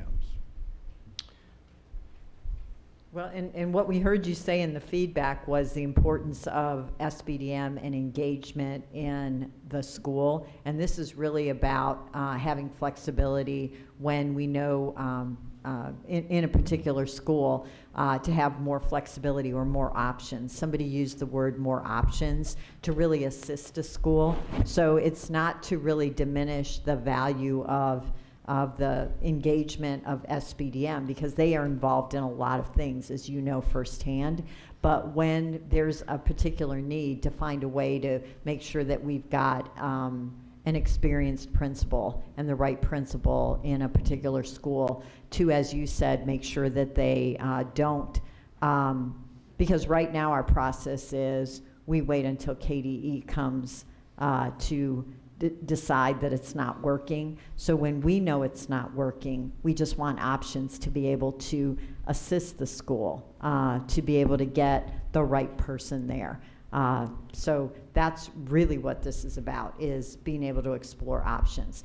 But it's not about diminishing the value of the engagement of the SBDM. I understand that logic. I didn't necessarily disagree with it. I just don't understand how we went from low-performing schools, obviously the ones you're speaking of that would be of concern, that you want to act when you can, to we don't even mention low-performing schools. We're just basically, it's a catch-all. And you're telling me it's because you want more flexibility in the conversation that might happen, but now I'm hearing we may instigate the conversation. Well, this is similar, I think, more similar to language that we've carried previously. And so, you know, in my mind, just because I've done this for a number of years, it felt to be something of a fallback to, you know, a place of a general position of the board that that this superintendent, that it would be preferable for the superintendent to have greater authority in the selection and placement of principals. There was certainly no intent to think about anything broader than that, or more expansive, or take away any other kind of authority from the school-based decision-making council. Okay, thank you. I'm not implying that was happening. It just comes across that way from receiving it. Like I said, I don't have any problem with the logic. We're just going to have to agree to disagree. I don't think it needs to be that broad to be in the conversation. Ms. Duncan and then Ms. Westland. I know Chuck articulated that so well. My reservations here as well, and you know, I've tried to think about this. I've thought about it all day long, and one of the things that jumps out at me is if it is about schools that aren't improving, and if it is about changing leadership, then to me that's not the best way to address a school that's not improving, to change the leadership. It's about providing more intense support for the school. So I mean, that's not what we do to classroom teachers. You know, when we see they need more help, we don't change the teacher. We provide more intense help. Well, that's what keeps floating through my mind on these situations, because we're talking about schools that aren't priority schools, but are just not moving and upward in the way that we think that they should move, or if they're missing their targets or whatever it is. But we're not seeing that improvement, and we're assuming it's a personnel issue. It's the principal, when maybe it's the resources that are the problem, and that the district needs to be coming in with intensive support for that. So I think when we went to more general language, it kind of made me uneasy, because it opened that door that Mr. Hadaway is talking about. Now it doesn't say low performing schools. It's just schools. So I'm afraid we're going to run into some resistance with this kind of language, and I just wish it could be. It's just, I think it's a little more generalized, and then my thoughts float back right to, again, if it's referring to the low performing or low scoring schools not improving the way we want them to. I don't think that's the solution. It doesn't feel like the solution to me. I hope we can vote on this item separately. I think what we're going to do is to listen to all the discussion, and then we'll make a determination as to whether we'll vote on it at all. All right. Or whether we'll send it back and bring it back when it's something that we can accept. But Ms. Westland was next. Thanks. And I also understand why you're wanting to make a change, but I also agree with Mr. Hadaway and Ms. Duncan on this, and maybe for a couple of different reasons. And we're not beating up on you, John. Oh. I fully understand. If you write something very general, it makes you a whole lot easier to come up with a win. It could be anything, and that's part of the problem. It could be anything. And I think about this SBDM policy. It's been law for, what, 25 years, right? Yes. Yeah. 25 years. And there's some good and bad about it, I'm sure, but it's been a practice in schools for a long time for school-based decision-making councils to be part of making this decision, including teachers and parents, and there was a change. It's been on our legislative agenda, but there was a change a few years ago that allowed the superintendent or the superintendent's designee to sit in on the council to make the decision about who the principal would be. And I'm fairly sure that most of the time a school chooses someone from the slate that the superintendent sends. I'm going to jump out and say that's probably the case. I wanted to get that information. I got the list of schools who have changed principals over the last 3 years, and I hoped I'd have it so I could see, you know, which ones, but I don't have all that yet, and that's okay.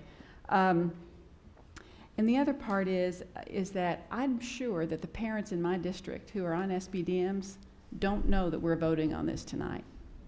And that is, I know that I support the superintendent in anything she says she needs to make the system work, but I also answer to people who elect me, right? And they don't know we're doing this. And I didn't have time to call everybody and tell them. And that's something I can't go, with this general language, I can't go back and tell them what we're doing, right? I can't go back and say, I believe the superintendent is going, this is exactly what she's looking to do. This is so general, it could be anything. You know? And I remember at that work session, I said I'd be more comfortable if there were more specific parameters around this. There's 0 parameters on this. And so I just think it's a big step. This is a 25-year practice, and some people are doing it really well and making good decisions. And so I think it's too far, and I don't know how far I'd go, but I think we've got a pretty, and I also want to point out, you talk about weak principles or places. I think there are ways you can, if you see something really not going well, you can, aren't there ways you can go in and yes. Absolutely. Sure you can. Absolutely. Actually, I'll just point out and then I'll make a suggestion. I'll point out that when you give a high-needs school a slate, you're giving them a slate of the people that are interested. And those are inexperienced people who expressed an interest in wanting to be a principal. What we're looking at is a way to have more tools or flexibility to get an experienced principal perhaps placed in a situation where they can use that skills and expertise for the benefit of students and for the benefit of schools. So it really is about the flexibility to place and encourage people to, as Mr. Hadaway says, see this as a school system where they have a skill set that can benefit us somewhere else. And I can tell you that though in the current system, those people are generally not expressing an interest in schools because of the process. So I agree that SBDMs are picking from the slate that's there, but the slate's based on who expressed an interest, not based on who we know can do the job for the students and the teachers who have a really challenging environment. So, but I have a suggestion, because I think the wording, what we're sort of thinking about is the concept, and I know some people talked about options, and we really do have the luxury of time in a way, in that the legislative session doesn't start until January, that we could bring this back though to the board. Sure. Could we not, Mr. Lowe, if the board wants to He do really that, wants to and go we work can have on this more time longer. to think about what the wording needs to be, because we know what the intent is, one but more what does thing. the wording need to be? Let me say one more thing, real quick. Ms. Westman, you can finish, but Mr. Hadaway had his hand. Oh, Mr. I'm sorry. Hadaway, Ms. Westland, and then Mr. Jones. Ms. Haddock's had her hair done. I'm sorry, I didn't. Didn't see mine. My question now is scoping back a little bit further, taking the wider view, and maybe this can be answered later. What is our strategy once the General Assembly opens? How is reporting going to be done? Who's the lead person into telling us, this legislation is moving this way? I know in the past, at least in the 2 years I've been here, we've had someone contractually, but are you formulating a different way to approach this, the whole agenda? Yes, so internally I'll be responsible for sharing information about what's going on with the General Assembly. We are planning to contract externally with a firm that would be able to provide us a presence and support during the legislative session, and that process is moving forward right now. So it'll be a combination of internal and external. I'm sorry, Ms. Haddad. I have to say from experience, it's pretty late to be doing this, Yes. to be getting somebody in Frankfurt. Yes. It's absolutely ridiculous, as a matter of fact. I have gone to Frankfurt many years, and this issue comes up all the time, but it never goes anywhere. They do tweak it, but they're never going to really change it, so you have to be kind of realistic. I know there's hopes that it will change, that's all. But I don't see it. They did tweak it and did say that the superintendent or the designee can vote, which was something that was never there before. I have mixed emotions, and I've always had mixed emotions about it, because I think the superintendent does need the authority, but then I've seen both ways, where the council made good decisions, and sometimes the superintendent, it was a 50-50. I think we just dealt with one of them this year in one of my schools that has been kind of a nightmare for everybody. But I think with the superintendent or designee having the vote, I know they have to send out the whole slate, and because that's what they say to do, but I can't believe we don't have qualified people. Before, I always felt that the superintendent really did pick the person who they sent out to the schools. So I would like to see what other kind of information you'll be back, but it's really late to be changing this when we just have 2 meetings, and you're supposed to get somebody to be taking this up there. You start doing this in June, you don't do this this time of year, because it takes a lot of preparation and working with other people in Frankfurt. I don't know who you're going to get, but it's gonna be kind of late for us to get somebody going in the right direction. So I just think that we need to, I don't think we need to change it. I think we need, because I've talked to a lot of teachers and parents who want to stay involved, and they think that's the biggest part of it. If there were a change that could come about, I wish it would be curriculum, because I think that's really, if we're all going to be look alike, that curriculum would be a better thing to go after than the principals, changing the principal. So I'm going to support change. Of course, I don't think it's going to come to a vote, but I think that I've seen it work in both directions. And I think since the superintendent does have a vote, which you didn't used to have, the superintendent never had a voice in it. And I think we're getting a little bit closer, but it's, you know, it's not going to go anywhere. I know people go up there, they've been going up there for years trying to really get it taken away since 1990. But I understand where you're coming from, but I also understand that the people I've talked to really want to still be a part of the process, like Chuck said, and have input into it. Ms. Westland and then Mr. Jones.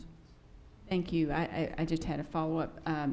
And that was, Dr. Hargens, you were talking about you don't get that many qualified principal applicants for struggling schools. And I would just say that I think there are principals out there, if you asked them, you know, and maybe you've done that, to consider taking on a challenge, you would find more that would, or put together a group. And I'm sure it seems like there's all kinds of groups of people training to do different things. If you get principals that are really ready to take on a challenging school, so they're really ready, you've got a group of recruits ready to go.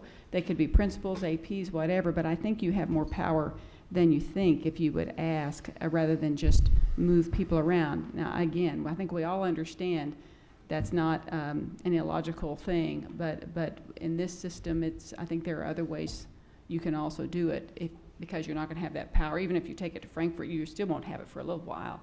But I think there are ways you can address that. So I just want to make it clear that there are a lot of different views on this issue. In my view, the principal is the most important causative factor in a school's performance. The teachers do the work, and great teaching has the most impact, but the principal is the one who makes it possible for the teachers to do their best work by creating order, by getting morale going, and all the different things that leadership does. Our CEO has told us that the current process for assigning those leaders is broken. And since I've been on this board, we have had ample evidence of that. We've had extreme dysfunction in schools for a long time with no change. We've had SBDMs make choices that are then reversed on procedural grounds, and different people go here and there. Before I came on this board, after the adoption of CARA, for reasons that people probably don't agree on, somehow this district fell down into the 6th percentile of the state. It may be that that's because CARA worked brilliantly for the smaller districts in the state, but it didn't work brilliantly for this district. And so, you know, and I guess the last point, I don't think I work only for the parents and the SBDMs. The voters elect each of us, and I hear from a lot of voters who are flabbergasted by the idea that the superintendent does not have the authority to choose a principal or to move quickly to put an experienced principal into a struggling school. So I think CARA is a sacred name in this state, but CARA is 25 years ago, and I think that's nearly 2 generations. So I am all in favor of a good, strong look at this. Mr. Brady. Thank you, Madam Chair. I want to echo my colleague, Board Member Jones's sentiments. I have a concern too. I think that as Superintendent Dr. Hargens is the CEO of our organization, if you want to look at that from a business sense, and in my experience and on the business side as well, on the private sector, that I believe that the CEO should be able to choose their own managers. And I believe that this is the case here as well. Now, that being said, I also like the idea of ownership and being able to choose the destiny within a school to a certain degree. But I can tell you my experience as a teacher, I substitute taught for a while, and my experience going through different schools within the district was that we have a wide variety of different schools within this district. And it isn't necessarily tied to geography or even social economic makeup of the students. And a lot of it has to do with the tone set by the principal. And that is my concern. That's where I come from on this. And I have seen the issues that Member Jones had also referenced regarding issues with SBDMs making decisions or seeing those decisions reversed, or seeing the person that Dr. Hargens had initially had hoped would be the principal and not be the principal. So I understand those issues. Not to say that people who did get chosen are bad or anything. I'm not saying that at all. I'm just saying that it's kind of hard to manage an organization of our size with that particular bit of uncertainty. And I also agree with the fact that CARA does probably benefit a lot of smaller districts. It is not really advantageous to a district of our size. It hurts us from a economies of scale standpoint. We have 155 different schools. That's a lot different makeup than the Dawson Springs School District, which has only 2. So that's something, and they also have 5 board members, and we have 7, and their budget's a lot smaller than ours, but yet ours is very much a lot bigger. So we have a lot of complexity in this district, and I would like to see some type of focused agenda item saying something along the lines of, when we're dealing with first-class cities, then we can have different rules applied to regarding SBDMs or CARA. That's the reason we have 7 board members in this particular district, not 5, as it is in every single district throughout the state, because we are in a first-class city. So that's something to consider. I also share the concern of Board Member Hadaway and the fact that I'm not exactly sure, by looking at these agenda items, they seem to be a statement of goals or principles, not necessarily agendas, not necessarily pushing for one particular new law or new legislation or another. And I understand the broadening of this to be able to have flexibility. But I also think there's a point to be said that Member Westland had talked about, in the fact that, if you focus it, then you have a little bit more chance of people understanding what it is they're actually might be voting for. I know I feel that way as a board member here. If I'm dealing with something that's a little bit more focused rather than something that's so broad and overreaching. Now, let's talk. I'm going to pivot for a second and talk about something else. Let's talk about the news that I just heard. The brand new news that, hey, we're going to have a contract for I assume, lobbying firm. Now, normally in the past, that this has been something that was dealt with during the summer. We voted on this during the summer. I believe that's what happened last time. This past summer, that contract was lapsed, and it was never renewed. So I guess I had assumed, because we have a new director of strategy, that our director of strategy would be the one that would be up in Frankfurt dealing with this. I'm very surprised to hear that we are looking at contracting a firm for this to be our point person or point organization on Frankfurt. I'm pleased that we're doing that, but I'm surprised that we're to learn just a couple of meetings out from the General Assembly that we're going to be voting on this. And I have a great concern as to who that might be. And also, particularly, if that isn't someone that the board or has agendas or folks that have agendas that are contrary or contradict the agendas or the statements or legislative agenda items that we have here, then we're not going to have another option to be able to vote for an alternative. So it's something that I'm a little surprised at. I know we try to operate on a principle of no surprises, but this is a big surprise. So I just want to say those things and just want you to consider that. Let me bring us back, and I know that I'm not always the popular person that brings us back, but I want to bring us back to what the agenda item is. The agenda item is the approval of the 2015 legislative agenda, and we've had good conversation about what our thoughts are about it. We have some options right now as we move forward, because everyone has had an opportunity to speak. I think that everyone has been heard. So we have some options, and I'm going to lay the options out, and then somebody can make a motion. We can vote the legislative agenda up or down the way it is. We can vote the legislative agenda, every item except the one that talks about the assignment of principals. Or we can pull the whole thing off and bring it back. So those are the options that I see. Again, everyone has had an opportunity to voice their concerns and their thoughts, but I want to bring us back to what the agenda item is. The agenda item is the approval of the 2015 legislative agenda. So having said, I'll go through it again. We can vote the entire document up or down. We can vote the document minus the section on the superintendent's piece. We can take that off completely. So, I'll make a motion. okay, at this time, I will entertain a motion, Mr. Jones. I move adoption of the proposed legislative agenda. Point of question.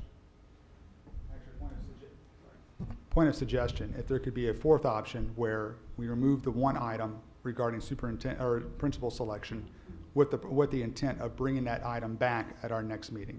Okay, I can't do anything because I've got a motion on the floor. So there's a motion on the floor to adopt. I need a second for the, is that a second? Okay, so then the discussion item was, you want to state what your comment was again?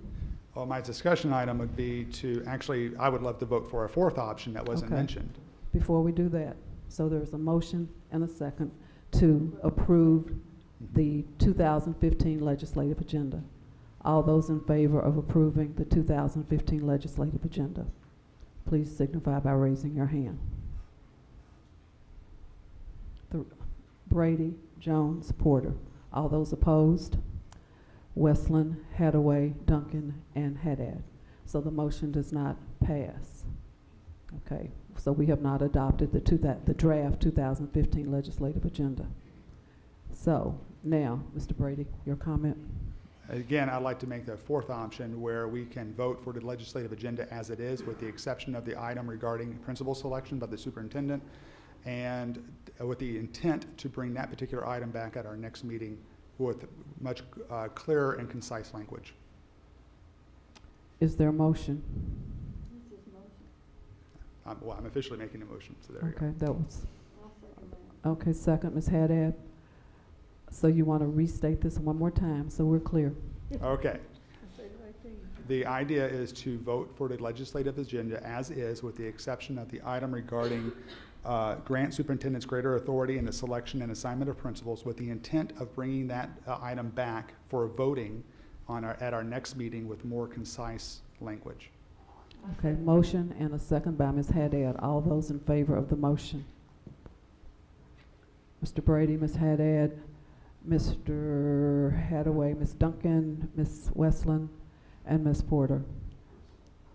Okay, those opposed? Mr. Jones. The motion passes. So we have accepted the draft minus the one item that needs to be reworked and brought back to the next meeting.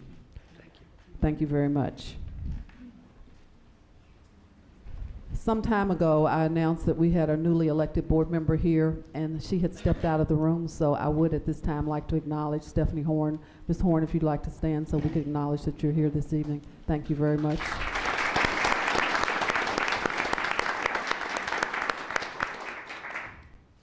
We will now move on to the discussion item on the agenda, which is visual and performing arts. And in case you haven't noticed, we have wonderful artwork behind us, and we had wonderful music before us. So Dr. Hargens, I will give it to you to introduce this item, please.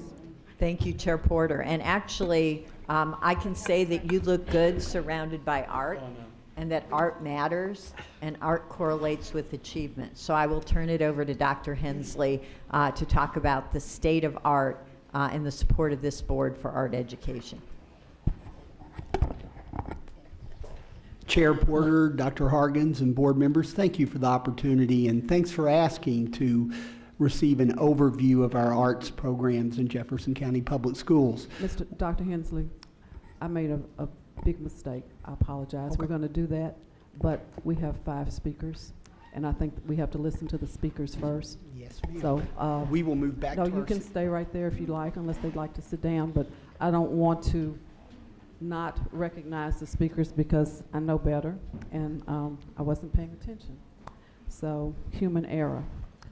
Our first speaker to talk about the visual and performing arts is Deanna Hoying from the Louisville Orchestra. Miss Deanna, welcome and thank you for being here. You do have 3 minutes, 2.5 minutes, and the bell will sound once, and then 30 seconds. After that, you will hear the bell twice. Thank you very much, and I apologize that I did not call on you immediately. Oh, that's okay. Thank you. Chair Porter, board members, and Dr. Hargens. My name is Deanna Hoying, and I'm the Director of Education and Community Engagement for the Louisville Orchestra. And let me begin by thanking you for the opportunity to highlight the work the Louisville Orchestra does for students and teachers in JCPS. In 2015, we will celebrate the 75th anniversary of Making Music, a partnership program between JCPS and the Louisville Orchestra.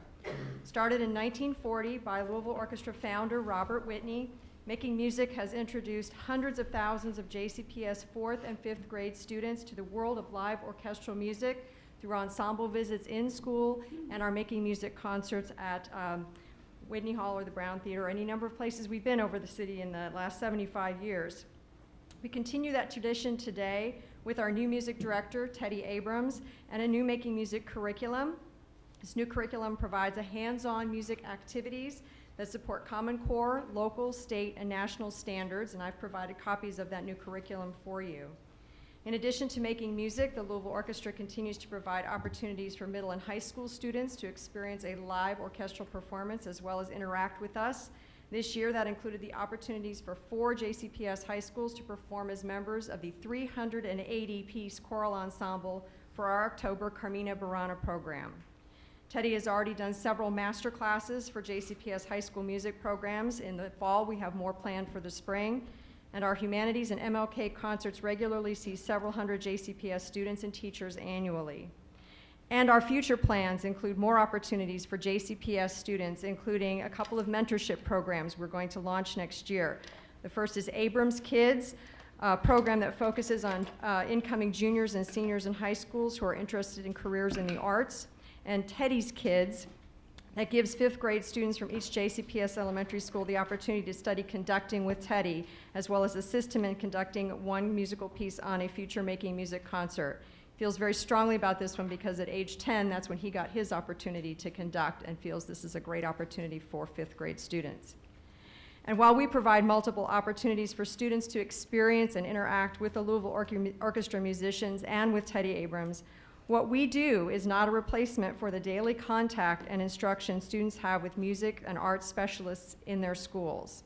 These teachers are some of our greatest allies, as are music specialist Michelle Lewis and district arts specialist Melissa Gano.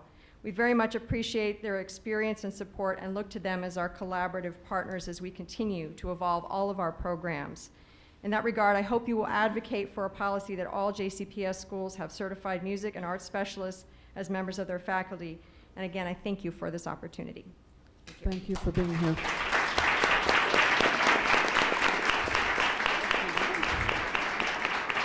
Our next speaker is Andrew Kipe. Andrew Kipe with the Louisville Orchestra. Welcome and thank you for being here.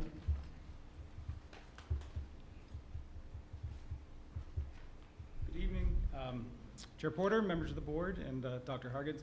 My name is Andrew Kipe, and I'm the Executive Director of the Louisville Orchestra. Thank you for giving us this opportunity to address the board on the importance of arts education this evening.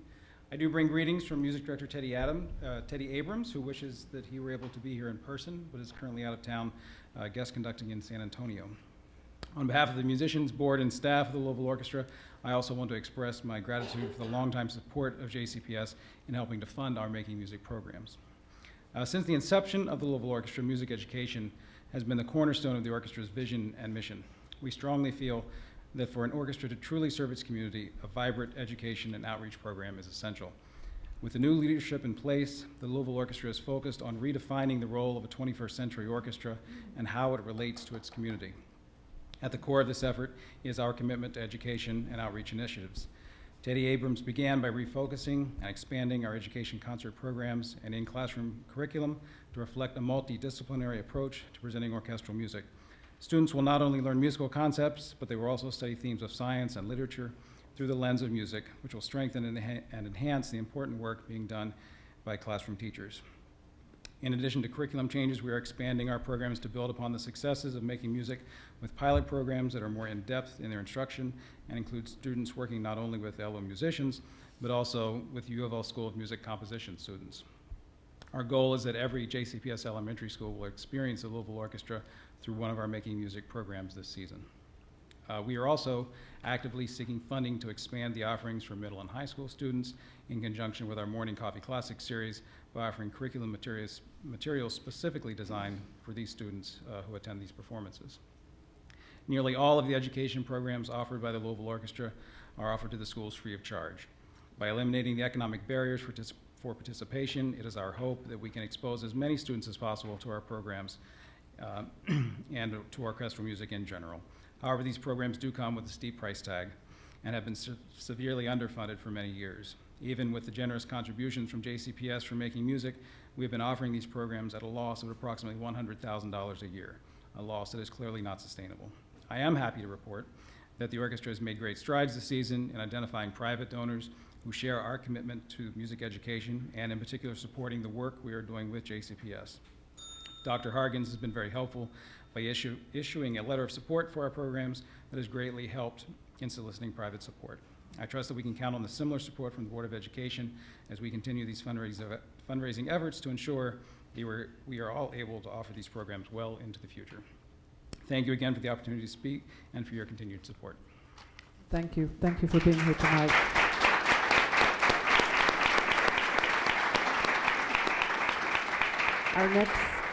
Our next speaker is Jackie Paulison from the Louisville Visual Art Association. Welcome and thank you for being here. Hi there and good evening.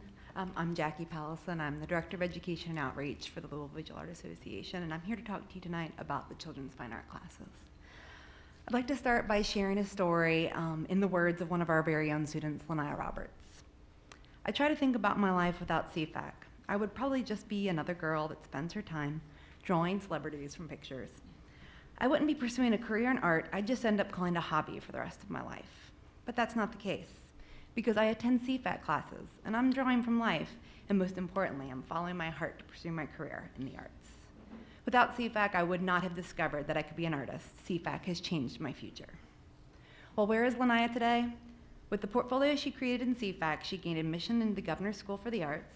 She graduated from Central High School in June, and after garnering over $450,000 in scholarships from top universities, Lanaya is attending Syracuse University on a full scholarship as an art major.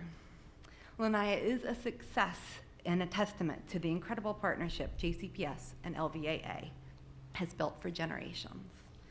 The Children's Fine Art Class program has provided an in-depth visual arts experience to talented students in our community for nearly 90 years.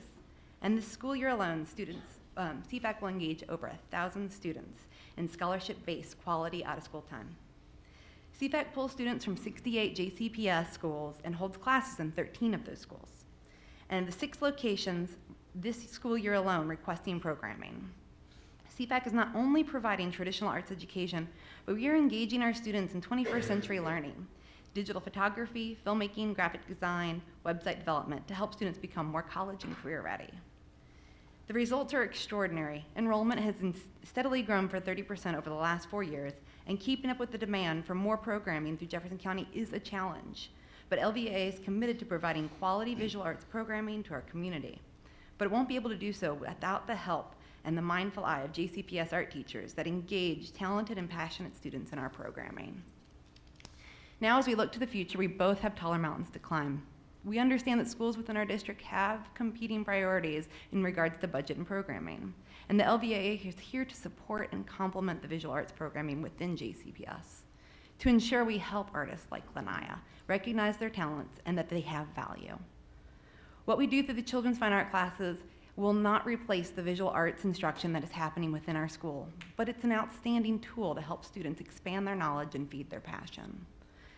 Thank you for your time, and on behalf of the LVAA, we really look forward to continuing to work with JCPS to cultivate the next generation of artists, problem solvers, and leaders of our community. Thank you. Thank you for being here.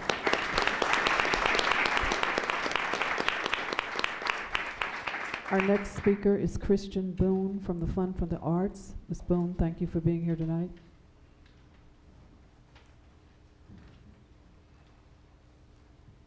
thanks for having me. And we're here to support JCPS and your support of the arts education program in your schools. The Fund for the Arts, we understand that arts are an integral part of the development of our students, that arts build critical thinking skills, self-confidence, creativity, empathy, understanding of complex issues like history and cultures and sometimes astronomy, but more importantly, sometimes it's understanding of ourselves and understanding of those who may not look like us. So there's a lot to that this brings in our schools and in partnership with the Fund for the Arts and the cultural programs that we support through the help of our community. Last year, Fund for the Arts had the support of 20,000 donors. Those are many of your parents and grandparents and teachers and administrators here at JCPS. And one of the priorities of the Fund for the Arts, a strategic investment for the Fund for the Arts, and ongoing, is investment in education. So through that support of this community, we've been able to help fund additional 400,000 arts experiences, workshops in schools, and residencies in community centers. The Fund for the Arts and our cultural partners have invested $3.8 million in education and educational outreach through the arts. That's $3 million each year here in Jefferson County, or about $30 per student. That's the work that's going on in so many classrooms and so many programs. JCPS has been a good partner to us in helping to ensure that we can provide the 5x5 programming in our elementary schools. And with additional support from many corporate and individual donors, last year we were able to support 350 projects funded at those 5x5 schools. So at 61 elementary schools and additional grants to 70 middle and high schools. So giving teachers the tools to be able to bring in these community partners in a way that really builds that collaboration to leverage those community assets for stronger engagement. So I'm just here to say that the Fund for the Arts, our donors, our board, our cultural partners are committed to collaborate with you to leverage the arts to engage and inspire our students and to help every student that we can to help achieve their fullest potential. So thanks for your ongoing support. Thank you for what you do to really inspire and educate our students in the future of this community. Thank you.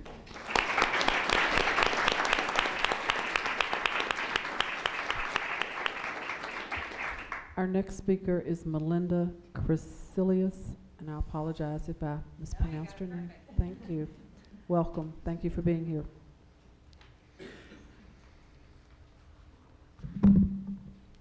Good evening. My name is Melinda Chrysilius, and I'm the Associate Outreach Director at Walden Theater. And I'm here to share with you our experiences with the power of arts education. Currently in its 38th year, Walden Theater provides theater education opportunities to youth ages 5 to 18, serving about 20,000 youth and families through our conservatory training program, public performances, and our outreach programs in schools and community centers. Through our outreach education programs, Walden Theater last year reached more than 12,000 students in 81 schools with our workshops, residencies, and touring productions. Using theater as a tool to engage students in the classroom, our teaching artists reinforce learning and retention of classroom content, but also nurture the soft skills. For example, Walden Theater for the last 2 years has performed its Shakespeare residency at Thomas Jefferson Middle School, where the students study the playwright and some of his most well-known plays. The culmination of this residency is for the students to write a monologue, stepping into the shoes of one of the characters they have studied over the course of the residency. Recently, one teacher was asked if any of her students exceeded her expectations through the residency, and she responded, "Many of my students are shy or often don't participate in class discussions or raise their hand for answers. Last time we gave presentations, some didn't even participate and instead took a 0. During this residency, I saw all of my students participate in the games, eager to answer questions and proud of their work. The students gained confidence in speaking in front of others and had a lot of fun learning with smiles on their faces." One of our longest running and most successful programs is our Exploring History Through Drama program, in which students use their bodies, voices, and imaginations to become historical figures and work in groups to create and perform events from history reinforcing social studies content, sometimes without them even realizing it. Walden has worked with Bloom Elementary for the last 10 years on this particular residency. 1 year after the first day, a little boy pulled our teaching artist aside and said, "Don't tell my teacher, because I know this wasn't social studies class, but that was the most fun I had in social studies." Our teaching artist replied, "Well, weren't we acting out different stories from history? Didn't we pretend to be different historical characters?" To which he responded, "Yeah, then that's social studies," she said. His mind was blown. I have so many more stories that I could share with you about the power of our arts education programs. However, I want to share with you where our organization is going in my last 30 seconds. Recently, the boards of both Walden Theater and Blue Apple Players voted to merge, a move that will be complete by the beginning of 2015. Doing so will create one of the most comprehensive, effective arts-based youth development programs regionally and nationally. Building on over 10 years of collaboration and partnership, the merged programs will immediately serve over 42,000 youth. Thank you for your time. I appreciate you listening. Thank you for being here tonight.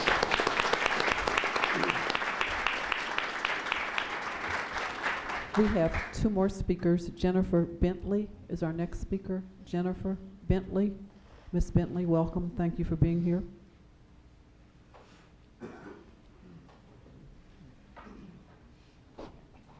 Thank you all for having us.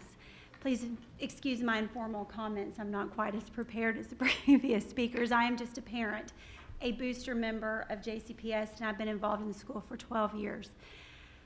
Thank you for having Ballard here tonight. We enjoyed showing our children off. Of course, many proud parents came, and a lot of them have stayed to enjoy the meeting and participate this way. One of the things I'd like to compliment this board on, and especially Ms. Westland, because she's been present at many of our performances, is that you support arts in our school. You fund very, very good instructors with competitive pay. And I ask you to consider not just what you spend, but the unfunded gain that you get. Many of these professionals have spoke to that. What I would like to bring you is a parent perspective that spends many, many, many volunteer hours with our music organization. What you get is mental and physical wellness that you cannot quantify in a dollar. A child that participates in an ensemble like that has many peers of all different socioeconomic level whose parents are ready to give them rides, counseling, $10 if they forgot lunch money. It is a community unlike any other in any school, whether it is choir, orchestra, or band. I invite all of you to spend some time in your schools that you represent. Come to their meetings, come to their booster meetings, come to their performances. There is no greater return that you can have on any $1 billion that you have than if you invest in these programs. You will have a governor scholar next to an almost special needs child, and they will be friends. And there is a synergy that comes from that you will get in no other organization. When we talk about moving in the right direction, that's where we are. What I would like to spend just a few seconds asking this board is, how do we find the funds to continue to advance the work that you've started? See, we're in a weird crossroads. You guys have given us so much good instruction and so much good funding that our kids are achieving. And I don't know if you all are aware of all of the things that they're participating in on a national level, on a state level, but it's really quite staggering. And if it were academics, it would be just tantamount to being asked to go to a large university and speak and show off their work. It is really incredible things alongside of their academic achievement. So where that brings me as a parent and a booster is to ask, where do we find the funding to continue to secure this? We are self-funded in almost all of these programs. Given the fact that we're a large urban school district, we compete against school districts that do not have as many schools to spread their funds out against. So I just ask that we have some sort of way of looking at finding additional funding, so where we have this excellence, we can fund this and all the children can participate. Thank you so much for your time. Thank you.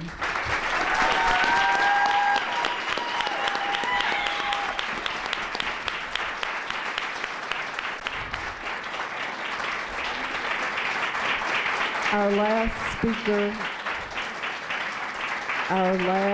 speaker before our presentation is Pat Markless. Thank you for being here, Mr. Markless.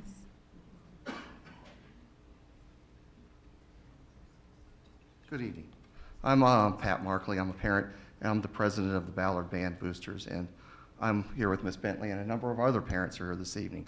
And I will not take a great deal of your time. I'd like to point out one additional thing that Jennifer didn't hit on was I've been with the Band Boosters for, this is my 3rd year, my 2nd year as president. It takes a great deal to put on a band program. Not only financially, but there's a great deal of sweat that goes into it. Not only by the students, but by the parents. A lot of the folks that showed up here tonight, some of them, students performed tonight, a lot of them didn't. They're here because they're interested. It takes a lot of parent involvement, whether you're moving equipment or repairing uniforms or fundraising. And I heard a lot this evening about ownership and engagement. I'll assure you, this is my first JCPS board meeting. I wouldn't be here if it wasn't for the band program.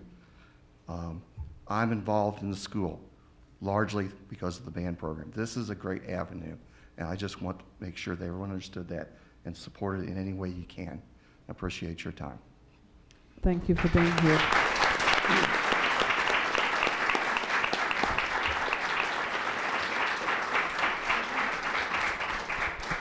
Dr. Hensley. I will move directly to my 2 colleagues, valued colleagues, who will be talking about our comprehensive arts program. And that's Michelle Lewis, our music specialist, and Melissa Gano, who is our art specialist. Chair Porter, board members, and Dr. Hargens, thank you for this opportunity to share the status of the arts in JCPS. I'm Michelle Lewis, the district music specialist supporting K-12 music, which includes band, orchestra, chorus, and general music. And I'm Melissa Gano, the district arts specialist supporting K-12 dance, drama, or theater, visual arts, and arts and humanities, where we have 2 or more of the 4 arts combined in a single course or class. Our work as the arts and music specialist encompasses virtually anything, it seems, arts related, from curriculum documents to coordination with students and families regarding arts competitions and events. Other aspects of our work include identifying and connecting arts resources in our community to our schools and students to improve the quality of arts education for our students. So why are the arts important? 2 years ago, Americans for the Arts released a compilation of the most critical research that clearly highlights the benefits of an arts education. Some of the most striking data are summarized in this slide. A student involved in the arts is 4 times more likely to be recognized for academic achievement. Students with high arts participation and low socioeconomic status have a 4% dropout rate, 5 times lower than their low socioeconomic status peers. Students who take 4 years of arts and music classes during high school average almost 100 points better on their SAT scores than students who take only 1/2 year or less. Low-income students who are highly engaged in the arts are twice as likely to graduate college as their peers with no arts education. 72% of business leaders say that creativity is the #1 skill they are seeking when hiring. And 93% of Americans believe that the arts are vital to providing a well-rounded education. So what does arts education look like in our schools? JCPS students are excelling through participation in arts exhibitions, competitions, and performances. The attachments A and B, which you should have, highlight the major student arts events that Ms. Lewis and I directly facilitate or coordinate, and those for which we provide information or support to our teachers to encourage student participation. The next slide shows the enrollment of students in art courses last year, 2013-14 school year. The data does contain some redundancy because students may take multiple arts courses during the same school year. Last year at the high school level, we had 169 different arts courses with 13,029 students enrolled. At middle school, we had 29 arts courses with 13,081 students enrolled. And at the elementary level, we had 14 arts courses with 69,908 students enrolled. The primary deliverer of our arts curriculum is the arts teacher. In order to implement a quality visual and performing arts program, you must have quality visual and performing arts teachers. This slide highlights the number of arts teachers in our district as recorded in Infinite Campus last year. The dark blue bars on each grade level graph identify teachers with music and visual arts specialized certification. The light blue bars reflect the number of generalist and other content area teachers who are also teaching arts courses as permissible by the Education Professional Standards Board. So, what are we required to teach in JCPS? Our state standards within the Kentucky Core Academic Standards outline arts knowledge, skills, and concepts students should acquire in grades K through 12. District arts curriculum maps, instructional resources, and support services align with these standards, as well as the district's strategic plan, Vision 2015, having students actively engaged in creating and performing, developing their critical thinking skills, developing problem-solving skills, building confidence to take chances, to question, and to succeed in an ever-competitive world. So how are the arts assessed? The arts are currently assessed by the state through the Arts and Humanities Program Review, which is a self-assessment conducted at the school level to determine the quality of its arts program and to identify steps for improvement. Attachment C briefly summarizes the program review process, its purposes, and goals.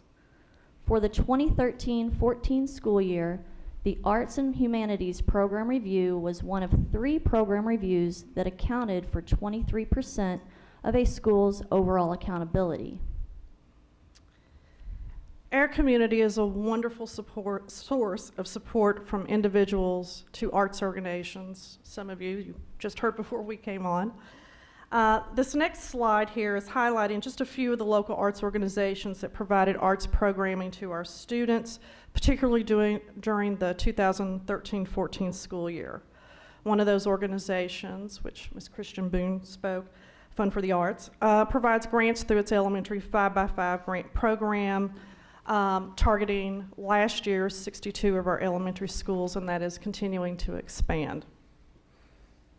As the community supports the enrichment of our arts programs, the most common challenge brought to our attention is arts budgets, including supply budgets.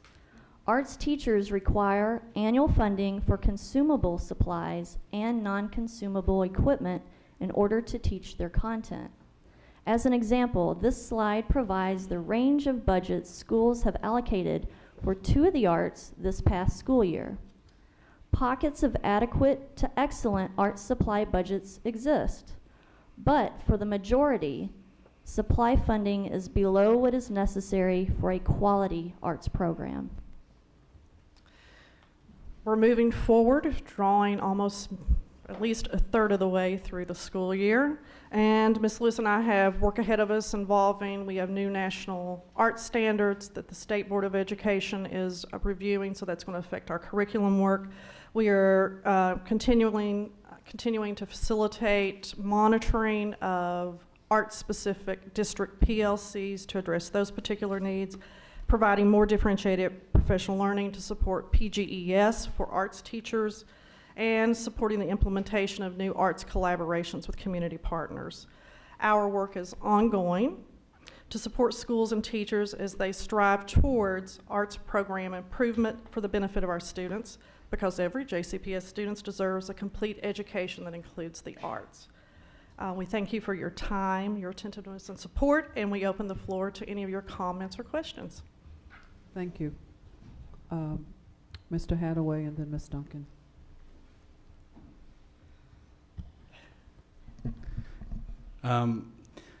I want to thank you for presenting this, and thank you, Ms. Westland, for requesting this. Arts are near and dear to my heart. I want to thank the people that came from our arts community and shared their thoughts before the presentation. I don't really have anything to say but to applaud this as an important part of our education. I can think back when I was in Baltimore County schools, my parents encouraged me to be in the performing arts early on, and remember doing plays and being involved as early as 3rd grade, learning the Gettysburg Address, and my mom being very creative to figure out how I was going to have a beard, so she took my father's hair clippings and made a beard for me. So, but I mean, it was a school project that helped me memorize, even to this day, a foundational speech for our country, and it helped me out a lot. And then when I moved here in 7th and 8th grade, I moved here, but in 9th and 10th, I went to the Youth Performing Arts School the first 2 years of the school, so do the math and figure out my age from there. But the arts, I'm so glad that we have an emphasis on the arts because it reflects our community, but I also have to say, just from a personal standpoint, being involved in the performing arts and the visual arts all my life, it helped me as a student in attentiveness, as you mentioned. It helped me in focus. It helped me greatly and planted the seeds of creativity in my life and collaboration to work with other people. And so I just say that to say rah rah, cheer. I'm cheering you on, and I'm glad that we're doing this, and I'm glad we have this presentation. Thank you for what you do. Ms. Duncan. Well, first I want to thank all the speakers for reminding us of the great value that we have placed on the arts in the schools. And I know we all have touches and relationships with people and kids, our own kids. I mean, mine was a graduate of YPAS. My son was a graduate of YPAS, and all he knows is the arts. That's all. I mean, it's his first love. And he's a singer and a dancer, and it all runs through my family. My sister was a performer, and it's just heavily in my family. So we have a great appreciation for this music. My dad played music. I played music right along with him growing up. Whatever he didn't play, whatever instrument he didn't play, I played, and we all my life we were exposed to music and dance and that part of it, drama. But one of the things that struck me when I looked at that was that I saw those zero budgets, where schools have zero budgets, and then the explanation that there are art fees. But where is SBDM in this decision about where arts get funded within the school, or where the art classes, or where whatever it is, where they get funded in that? Where's SBDM in that? Sorry. Well, in combination with the leadership in the school, they put dollars toward what they value. So the allotment that goes to arts teachers is decided by the SBDM in conjunction with the principal. Oh, I know we used to, when we had Coke money machines years ago, we always had people come in and give proposals, and our arts people always came in and gave proposals and wound up with part of that $30,000 that we brought in from those machines. But I mean, that was my understanding, that it was a kind of a decision, a local school decision. But it's really it is a local school decision with the SBDM. My hope is program reviews will empower principals to see that they need to invest in the arts more in order to hit accountability numbers that they're expected to hit, but also to create that sense of belonging for kids inside the school. It's what the arts does. It connects kids fundamentally to the heart of the school, and sometimes that accountability has kind of moved us away from understanding that role for arts. Well, I know that was one of my requests tonight somewhere when we do the calendar, was to bring us up to snuff on what our program review showed, because they are 23% of our school's overall scores, and that's a significant chunk. And every year, I know there are different focuses. We have a different focus this year, but I would love to see how our schools rated themselves last year in the program review of the arts and humanities, so we can kind of get a picture of how they're thinking they're doing and maybe what they need to do. So I mean, that's a request that I was going to make anyway later on, but this presentation had definitely triggered that. So thank you all so much. Melissa used to teach at Fairdale when I was there. I took advantage of that Coke money. Yes. Putting in proposals. Well, we great art teacher there. But thank you all so much for this presentation. Ms. Haddad. Thank you. And thanks to the speakers. I've really had the opportunity to work with the arts folks over the many years. I was here when the performing arts, the YPAS was built, and also when we approved Ballard's auditorium out there for them so they could enjoy the arts. And then I worked with the Lincoln design team, and the arts people were there, whether it was 7 in the morning or 4 in the afternoon. There were 20 people there representing all phases of the arts to be involved, and they are still involved in those schools, and they have given them wonderful opportunities in Western Middle School also. They've gone to the Kennedy Center. I mean, it's just amazing. And when I see the difference when we were doing that, and the kids would come into school maybe late, after they got in there, they could dance, they were there early. They couldn't get in soon enough. And it made a difference in the way that they worked in school. I mean, they would say that. And I know over the years, the first thing it seemed like when there were budget cuts would be the arts, but I told them that those days are gone because we are seeing the value of what it does and the difference it makes in the arts. And I had a grandson that did drama. No, he wasn't going to do drama. I said, oh, yes, you are. He got up there, and he was the biggest ham ever. But it was just they don't think they can do something, but then when they get up there, and it brings out the best in them and brings them alive. And it was they're interesting to watch, so we have to keep on doing the arts because it is very vital to these kids.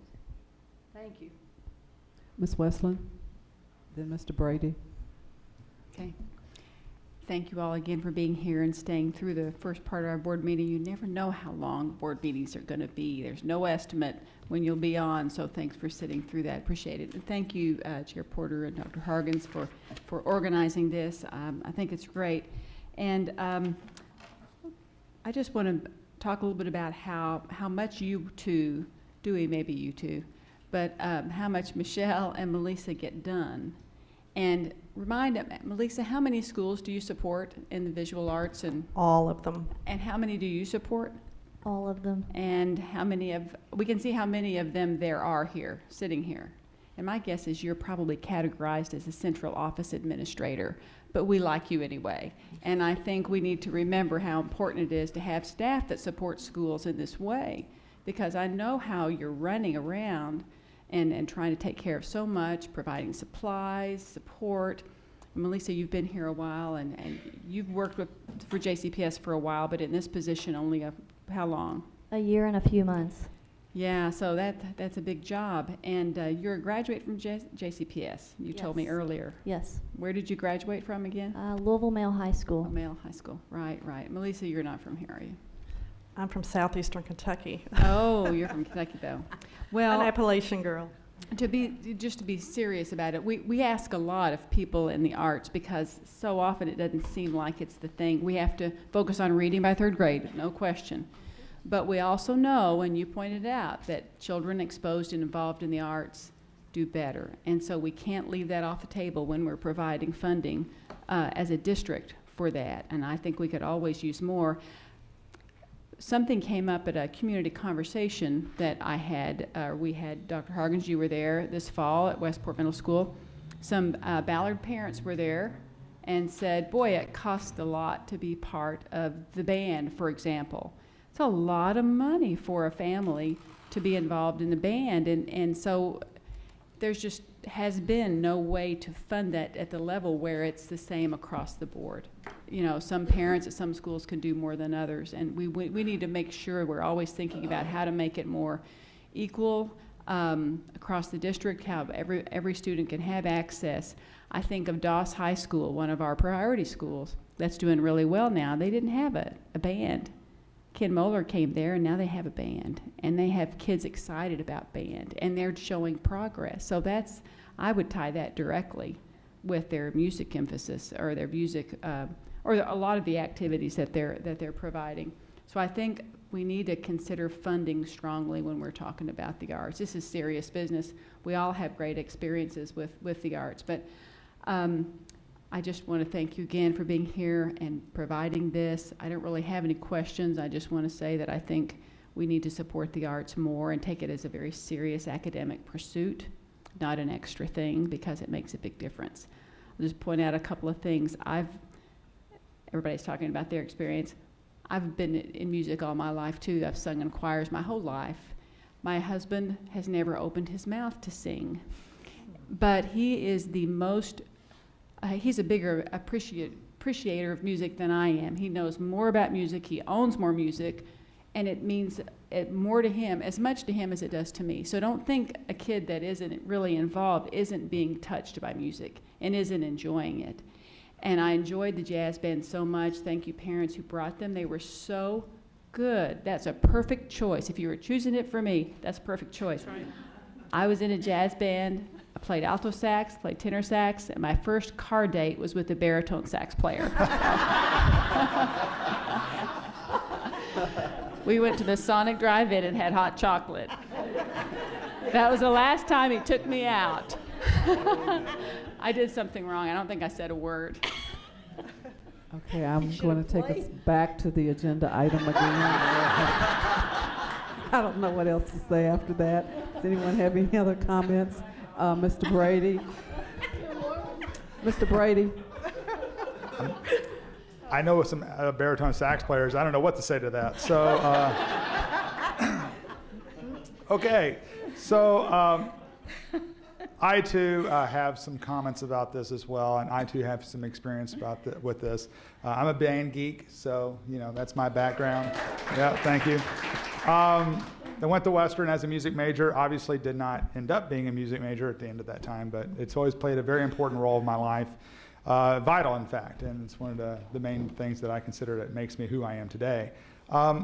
But the things that I want to talk about a little bit is I just was struck by a couple of comments and what Ms. Boone had talked about regarding the fact that the arts help you understand yourself.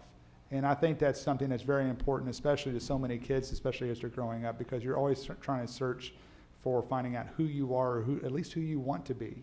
And I think this is an important avenue that the arts obviously fills that void for so many students in ways that they may not be able to express otherwise, especially in maybe they might be socially graceful, but they can certainly do it in other more artistic means. And I think you'll see a lot of expression behind us.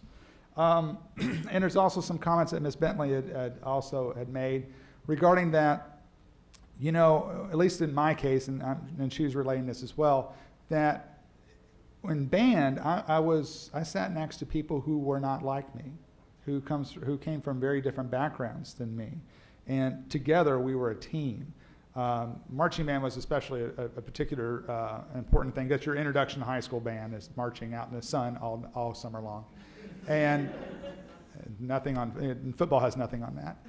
In fact, I quit the football team to join band, so that tells you something.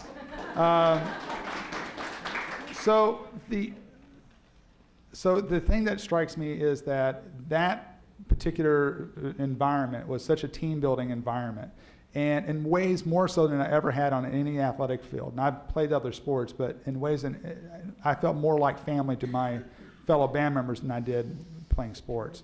And what that also did was it gave us a sense of being able to come together and work collaboratively to realize a goal. And the thing that's really interesting about marching band, and it is an athletic event, especially you ask any tuba player out there in the middle of the summer, they're going to tell you it's an athletic event. But the thing that's really interesting in that is that you're working collaboratively as a team, as a unit, to do things perfect. In sports, you're working together as a team to mess the other guy up.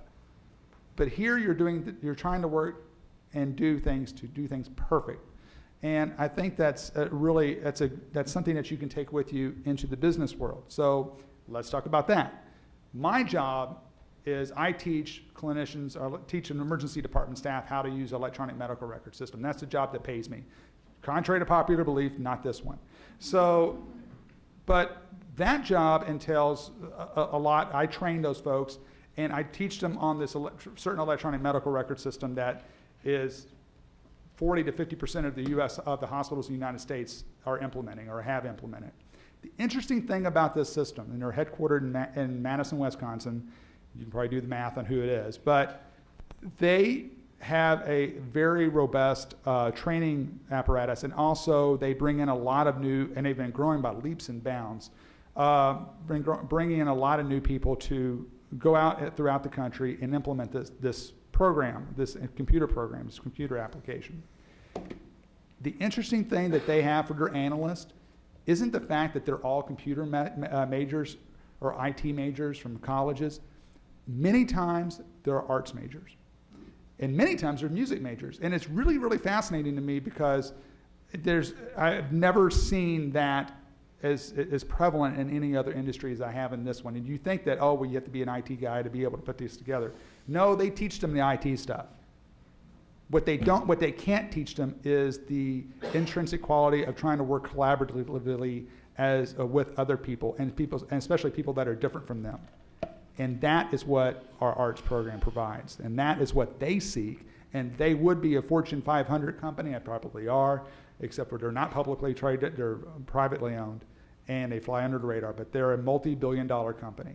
And it's something that I think that when we look at this and we think, oh, well, how does this translate? Like Dr. Hensley said, this is something that gets lost in the shuffle because we're not really measuring this on the test. We have a little program review and everything, but we're not really.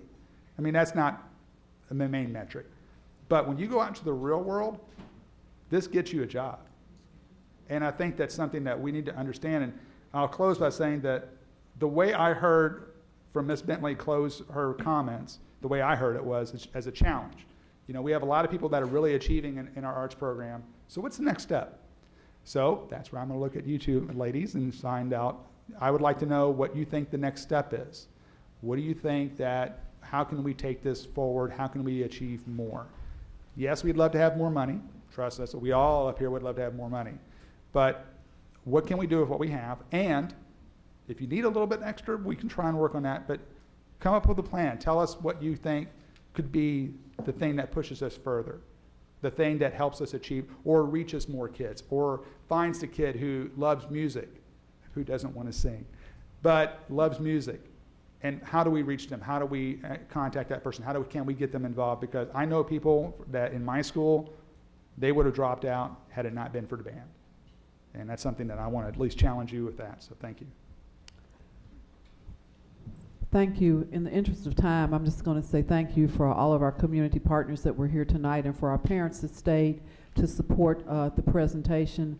The arts are another venue that we use to interest students, to keep them in school and keep them activated. We have various ways that we do that. Tonight we're talking about the arts. We've talked about career and technical education. So thank you for all that you do, but in the interest of time, that's all I'm going to say is thank you. And then I would like to receive a motion to receive the report on visual and performing arts. Mr. Jones, seconded by Ms. Westland. All those in favor? Motion passes unanimously. Thank you so much for your presentation. We're going to move on. In the interest of time, I still would like for you to know that we have 2 additional speakers. We're moving on to the 2014-15 Board of Education discussion agenda planning calendar. Ms. Duncan. I guess really at that point, I want us to know about the program review that's going on this year, as well as what the results were last year. So is there some way that we can put that on the calendar so that we can get kind of an update on that? I think it may be a part of overall accountability presentation, but I don't see it. I haven't seen it, and I would just love for us to listen to what that's like for this year. what we're working on presently for program review and what those results were last year on the one that dealt with the arts and humanities. Anything else? I don't understand. What program review are you asking about? Both. What's Both. going on this year, because it's on international studies. It's a different creature this year. Last year it was on arts and humanities and practical living. So Donna, can you explain what I don't know of any program review. Sure. Program review is now part of the accountability model, and you look at actual programs that are non-tested subjects, and you have to document and verify that certain things are in place that describe the quality of the program. So there are points associated with it, but we can bring back information regarding it. Sort of process outcomes rather than results outcomes. Mr. Brady? I'm sorry, I thought we were in the comment stage. I'm sorry. We're in the request stage. I'll wait. Okay. Is there a motion to receive the planning calendar? Ms. Haddad, second. Mr. Hadaway, all those in favor? Motion passes unanimously. Thank you very much. Board reports and requests. Mr. Brady. I just want to mention one thing real quick, and I just wanted to point out that we have a school board candidate that was not successful in her bid for running for office. Angie Morin is also in the audience. Steph Warren is also in here, and I congratulate you and hope look forward to working with you on the board. But I also want to recognize Ms. Morin, because I'm surprised to see you here for one. She's actually going to speak. Oh, okay. Well, then there you go. Then okay. She's here for a reason. I did not see that. So, but I just wanted to recognize you anyway, because I thought it was very interesting that you're here, and I just want to. I'm glad to see that you're still engaged. So thank you. And also just to say thanks to everyone who ran, because running for office is a very hard thing, and it's really hard to put your name out there. And even if you weren't successful, I think you still did a really good service to your community. Ms. Duncan? Two requests. I want to know the Energy Star ratings of the schools within my District 5. I would just like to know for my schools, just for my information, and to see if it's in alignment with my thinking. And also, I want to mention again the hesitation that I had on removal of those smart boards from Maupin. Because, and they're talking tonight, they're talking about the use of technology with the arts, and I don't want us to think that they're separate. I mean, technology enhances the arts, and I really hope that we do not jump to moving that equipment out of there, because I think it's too hard to get, and it's too valuable for kids. Quickly, I'd like to recognize, as we talk about board reports, that November is birthday month for two of our board members, so early wishings of happy birthday to Ms. Haddad on November the 12th and Ms. Westland on November the 17th. I'd like to wish you happy birthday. Also, at our last meeting, we had a report as it pertained to staffing for certified staff, and I'd like to ask that the board receive a similar report for classified, because I've gotten several comments from folks about what it looks like on the classified side of the aisle, so I'm requesting that. And also on the report that we took to the Council of Great City Schools, we talked about an equity council. I would like to, for the board to receive some information about that before 2015 comes along, as we talk about what we're doing to work with students in the district to keep them in school, and what things are in place for that. And I did ask Dr. Razor this week about, after going to Atkinson and hearing about the National Board Certified Teachers, we have 312 National Board Certified Teachers, and of that number, 16 are minority. That's not acceptable. Those are the numbers I was given. 312 National Board Certified Teachers, 16 are minority. I would ask that we come up with a plan or a strategy to make that, to deal with that, because I think we can certainly do better as a district. Those are all the things that I have. Mr. Hadaway? Yeah, I just want to piggyback on that, and just a reminder, I'm sure it's already on the to-do list. I was asking specifically at the last board meeting about movement of National Board Certified Teachers. Wanted to find out, we heard tonight that some were promoted, and I'm just curious of where they go, if they stay where they are, or if there's any trend data there that they're moving or moving up or moving out, those kind of things. So I'd like to piggyback on that request. Okay, now we're moving on. We have, I'm sorry, Mr. Jones. Mr. Jones. And I apologize, I'm going to be a little bit longer than usual, but I was out west last week. I attended 2 conferences and just wanted to say a couple words about each of them. They're, in my mind at least, sort of closely related.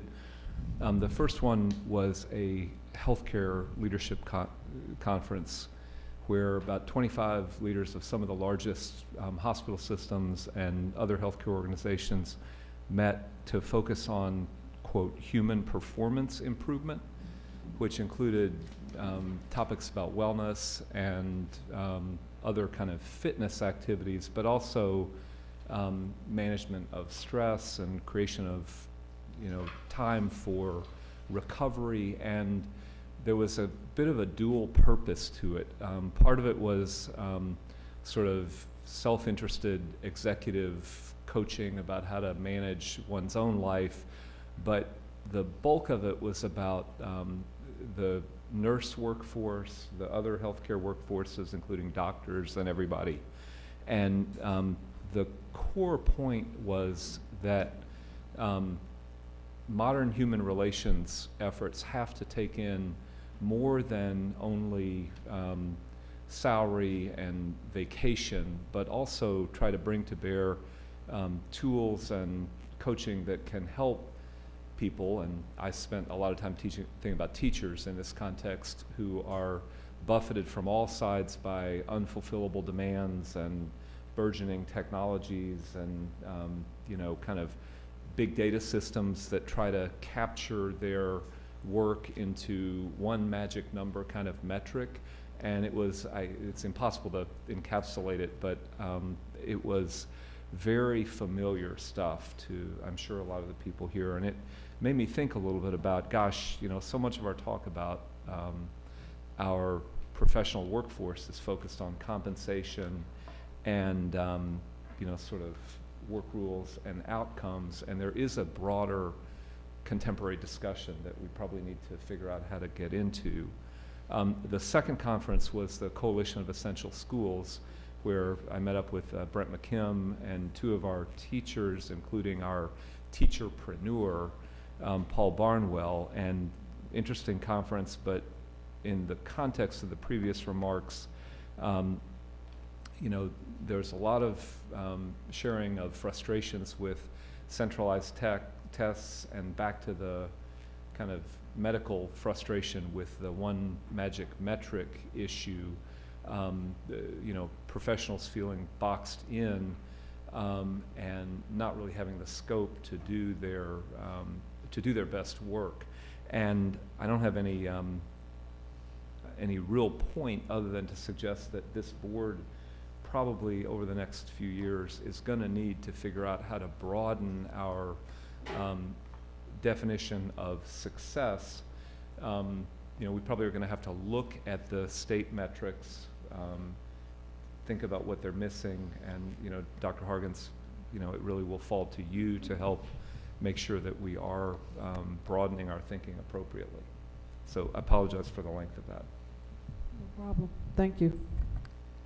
We do have 2 additional speakers to address the board on non-agenda items, and I think that I will go through the rules again. 3 minutes to speak. At the end of 2.5 minutes, the bell will sound once. You will have 30 seconds to finish your statement. At the end of 3 minutes, the bell will sound twice, indicating your time is up. Our first speaker is Angie Morin. Welcome, Ms. Morin.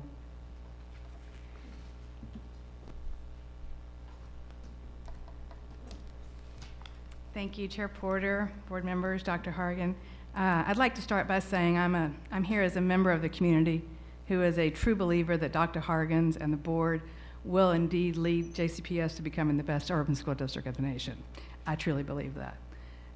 But in order for that to happen, we must also become the most financially effective school district in the nation. You cannot have one without the other. And I know Dr. Hargens realizes this. It is a courageous leader that calls for a year-long audit to uncover opportunities for improvement. And a lot of good came out of that audit. And one particularly is that it woke up the community to the importance of the work that is done on this board. But the flip side to that is the board came under a bit of a cloud. And the community now is waiting and watching to see the steps that this board will take to prove that it is bringing a sense of urgency to the auditor's recommendations and providing full financial transparency in all its dealings. This board has a window of opportunity right now to start letting the community know it understands the importance of financial discipline. The community wants to hear, we get it, and we're on it. The message needs to be loud, clear, constant, and easily accessible on the website.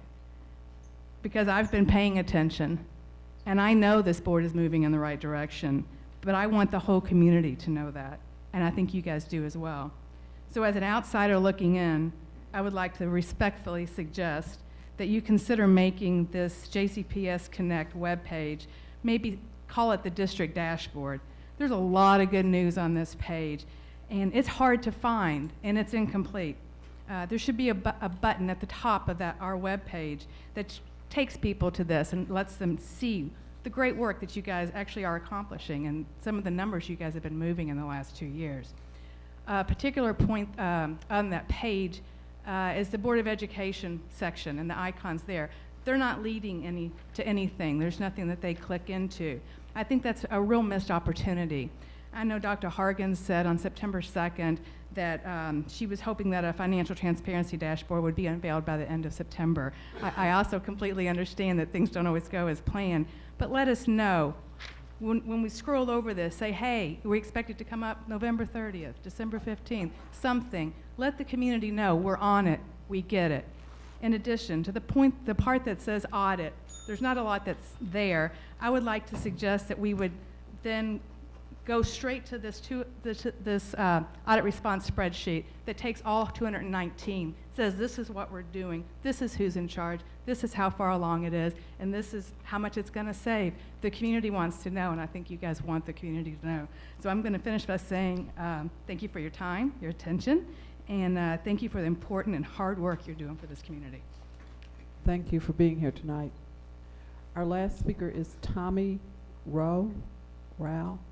Tommy Rao. Last call, Tommy. Okay, thank you so much. There is no need for an executive session. So is there a motion to adjourn? Ms. Haddad, second. Mr. Hadaway. All those in favor? Motion passes unanimously. Thank you so much.